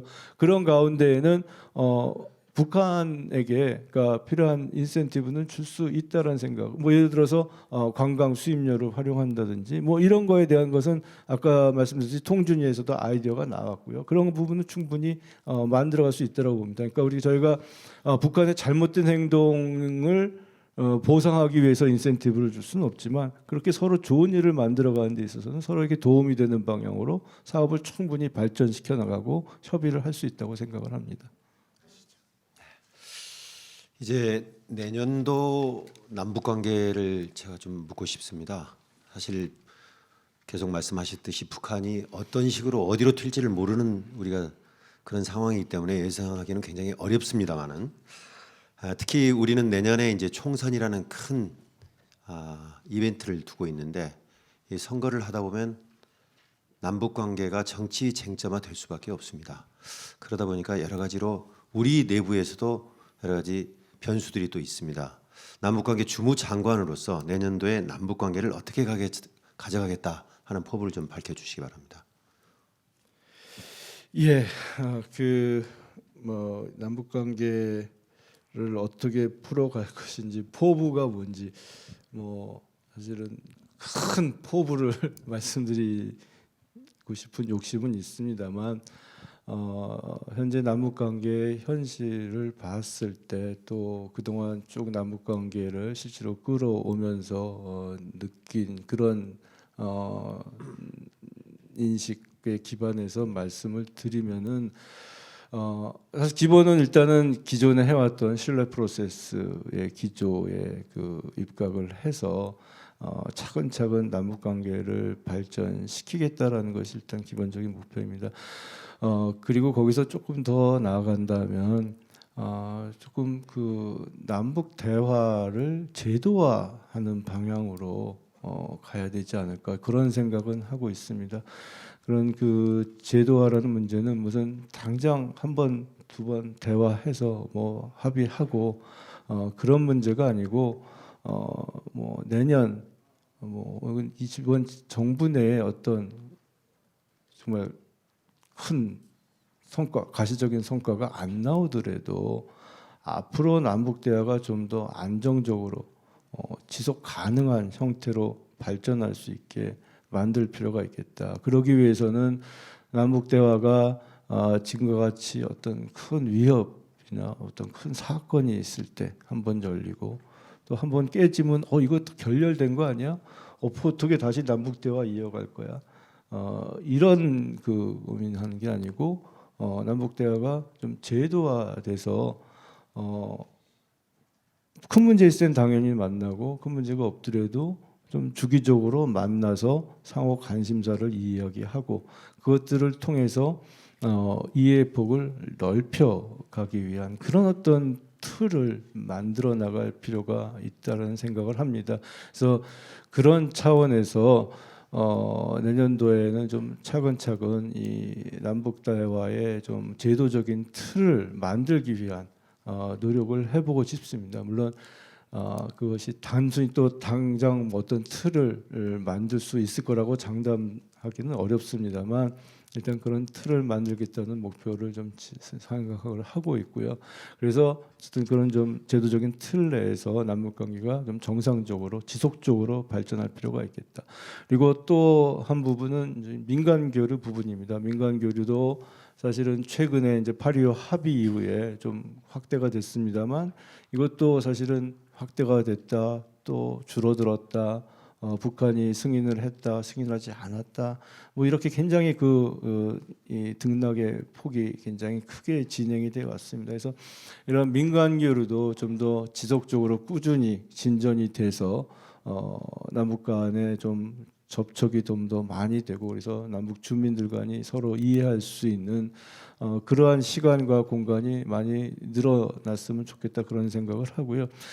그런 측면에서 지금도 조금씩 시도를 하고 있습니다만은 좀 여러 가지 사업들을 좀 이렇게 이 복합적으로 만들어가는 좀 그런 방향을 생각하고 있습니다. 그래서 요즘 이제 이 대중 문화나 아니면 이제 기업 쪽에서 이제 콜라보레이션이라는 얘기들을 많이 하는데요.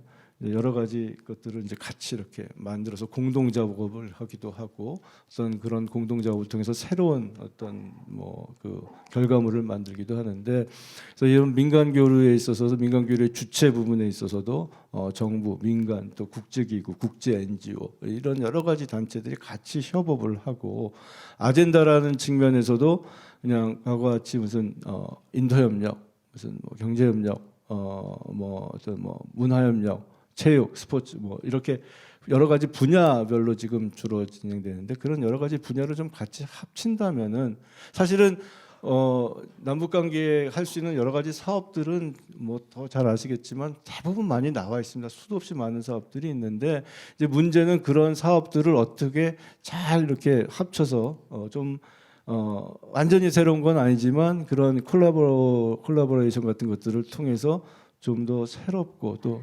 새롭다기보다는 좀 더 실현 가능하고 효율성 있는 그러한 사업들을 만들 필요가 있지 않나, 그런 방향에서 좀 남북 관계를 끌고 나가면 좋지 않을까, 그렇게 고민을 하고 있습니다. 네, 화제를 그럼 북한 내부로 한번 옮겨보겠는데요. 오늘 김정은 집권 4년 차, 이제 4년째가 됐는데, 당정군의 간부가 그 사이에 4년 동안에 73%가 교체됐다. 특히 김정일 운구차를 호위했던 핵심 실세 7인방 중에서 장성택이 처형되는 등 대부분이 다 날아가고, 김기남, 최태복 이렇게 2명만 자리를 지키고 있는 걸로 나오거든요. 자, 그런 상황에서 북한이 내년에 5월에 36년 만에 7차 당대회를 열기로 돼 있는데, 이 당대회에서는 어떤 변화가 있을 것으로 예상을 하시는가요? 예, 당대회 전후, 또 특히 당대회 이후 북한에 어떤 변화가 있을지 솔직히 이렇게 미리 예측하기는 상당히 어렵다고 봅니다. 다만 우리가 과거의 사례를 한번 짚어보면은 대략의 방향은 한번 좀 추측해 볼 수 있지 않을까, 이렇게 생각을 하는데요.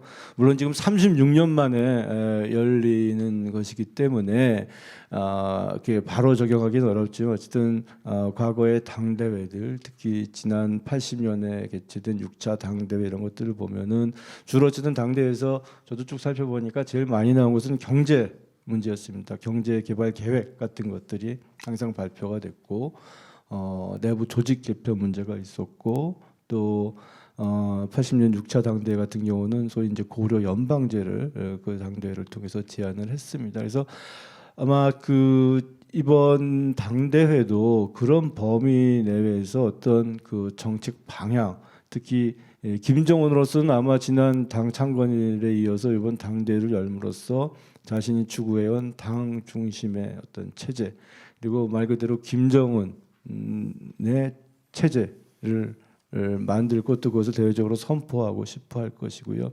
거기에 맞춰서 대내외 정책 방향을 제시를 하지 않을까, 그렇게 예측은 하고 있습니다.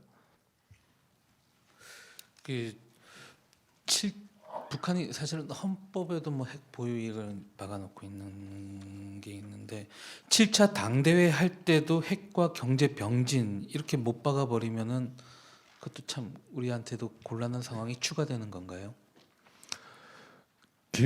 말씀하셨듯이 사실은 핵 문제는 북한이 이미 헌법에까지 핵 보유국이라고 명시해 놓은 상황이기 때문에 당대회에서 핵 문제에 대해서 어떤 표현의 변화가 있다고 해서 핵 문제의 본질과 또 핵 문제를 해결하기 위한 우리의 정책 방향이 갑자기 바뀌기는 어렵다라고 보고요.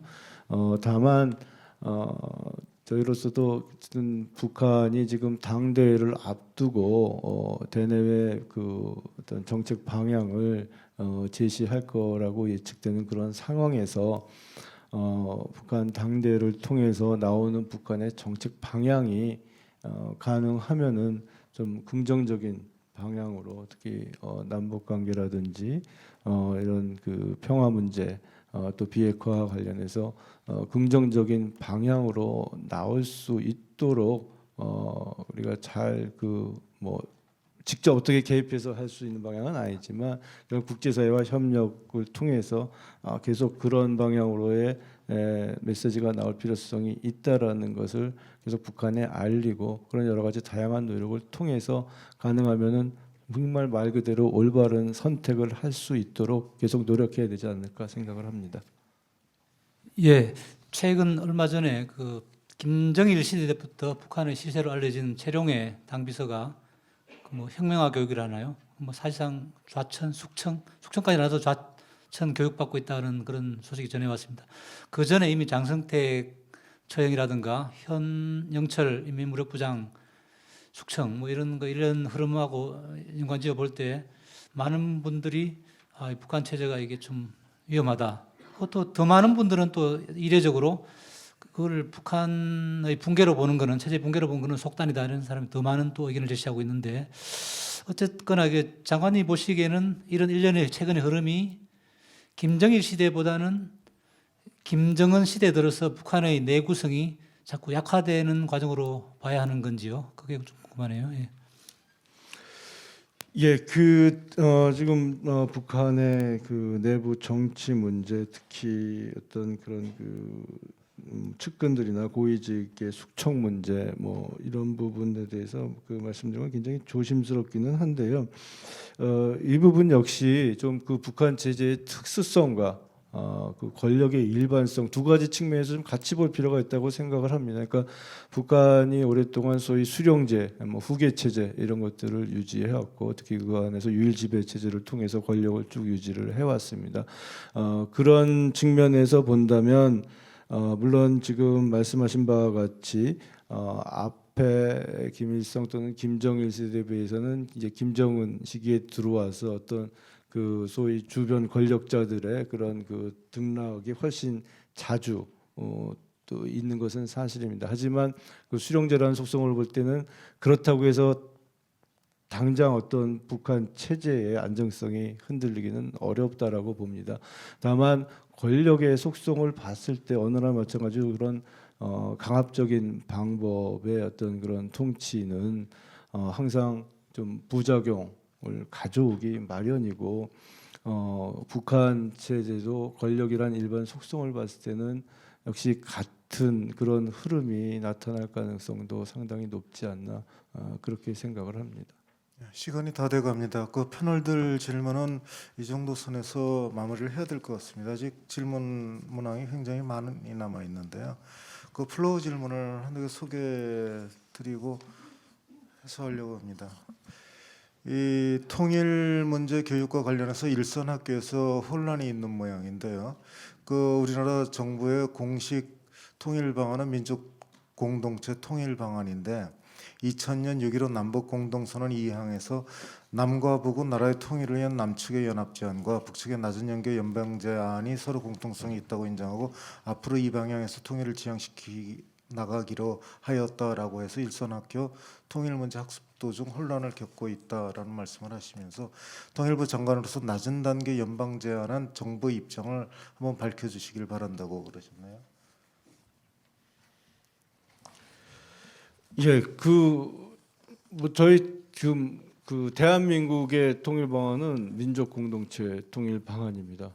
이 민족 공동체 통일 방안은 물론 이제 제정된 지 한 벌써 89년이니까 이제 그 많은 세월이 지났습니다. 하지만 그것은 정말 여야가 당시 정치권이 모두가 합의해서 만든 통일 방안이고 그 이후에 노태우 정부 이후에 모든 정부에서 그 민족 공동체 통일 방안을 우리 대한민국 정부의 통일 방안으로 계승해 오고 있습니다. 박근혜 정부 역시 민족 공동체 통일 방안을 그 계승 발전시키겠다 이렇게 약속을 했습니다. 계승하겠다, 다만 발전시키겠다라는 것은 지난 한 25년간의 국내적으로 국제적으로 환경이 바뀐 부분이 있기 때문에 그런 부분들은 조금 우리가 보완할 측면이 없는지 살펴봐야 되겠다라는 측면에서 말씀을 드린 거고요. 기본적으로는 계승하겠다라는 입장을 분명히 하였습니다. 낮은 단계의 연방제는 뭐 낮은 단계가 높은 단계가 그것은 연방제고 그런 북측의 통일 방안이고요. 지금 그 통일 방안에 낮은 단계의 통일 방안에 대해서는 우리 그 국내적으로 국민들로 지금 질문도 나왔습니다마는 그 방안을 수용하겠다라는 그런 그 여론은 없다고 보고요. 뭐 그런 측면에서 그 낮은 단계의 연방제를 뭐 받아들이거나 할 수는 당연히 그건 없는 거고요. 우리는 민족 공동체 통일 방안이라는 그 입장을 유지하면서 통일 문제를 계속 추진해 나가고 또 국민들의 통일 공감대를 모아 나가야 될 거라고 생각을 합니다. 예, 질문지가 아주 여러 개가 있는데 그 중에는 이제 금강산 관광 재개 문제와 관련해 가지고 피해자의 의도하지 않은 부주의라는 부분이 있었고 이산가족 문제는 가장 절실한 인도적 문제라는 전제 아래 금강산 관광 재개라는 담대한 정부를 우리 정부가 먼저 취하고 이산가족 등 기타 문제 돌파력을 여는 게 어떻겠느냐라는 전성 질문도 있으셨고요. 또 하나는 그 금강산 관광이 유엔 안보리의 대북 제재에서 금지한 벌크 캐시에 해당하는지 여부에 대해서 논란이 있다라고 지적하시면서 의견을 물으신 부분도 있습니다.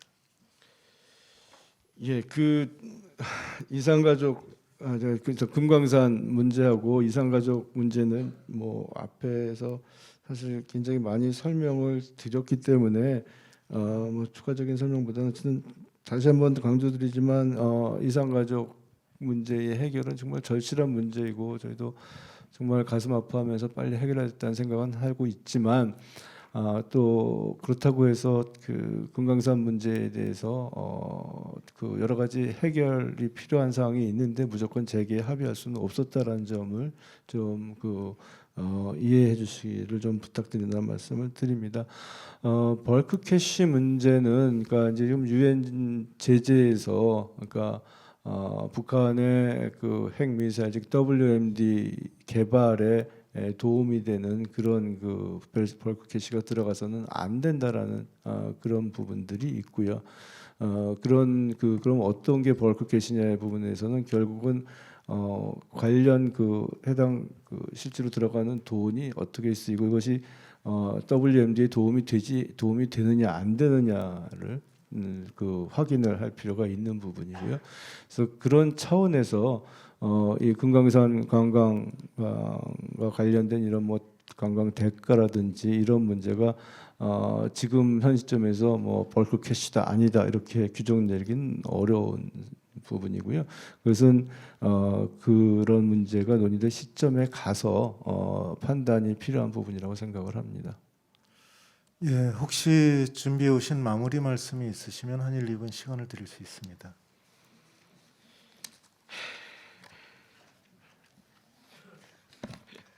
너무 짧게 드리나요? 아니 뭐 사실 마무리 발언 준비해 오기는 했는데요.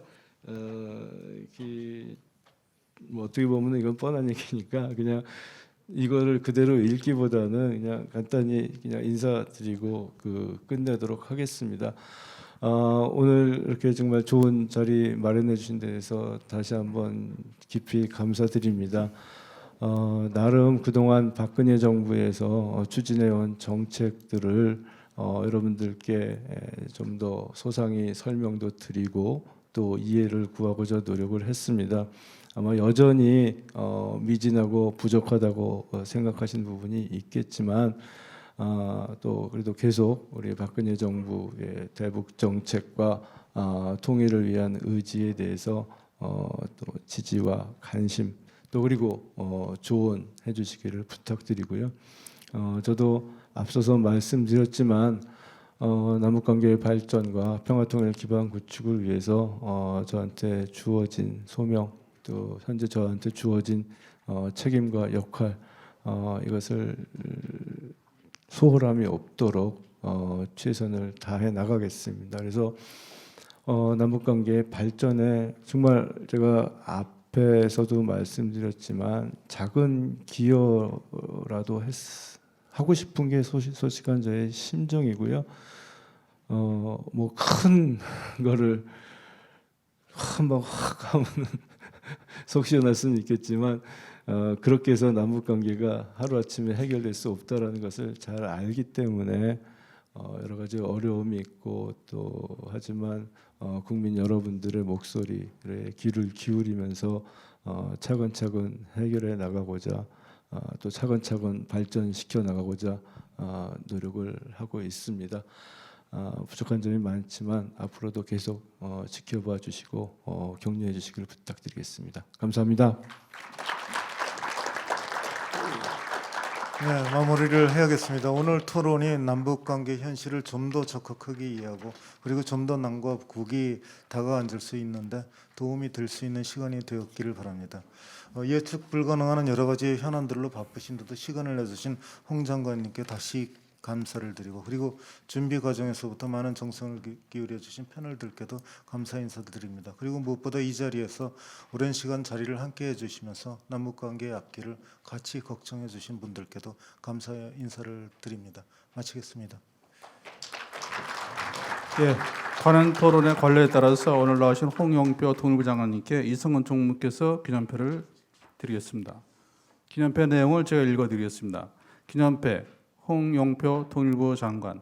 관음클럽은 기화를 초청 연설을 모신 가운데 유익한 대화와 토론의 시간을 가졌습니다.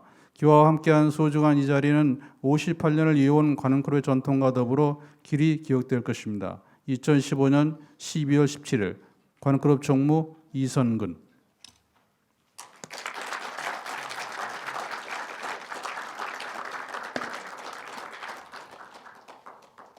예, 오늘 나오신 여러분께 다시 한번 감사의 말씀을 드립니다.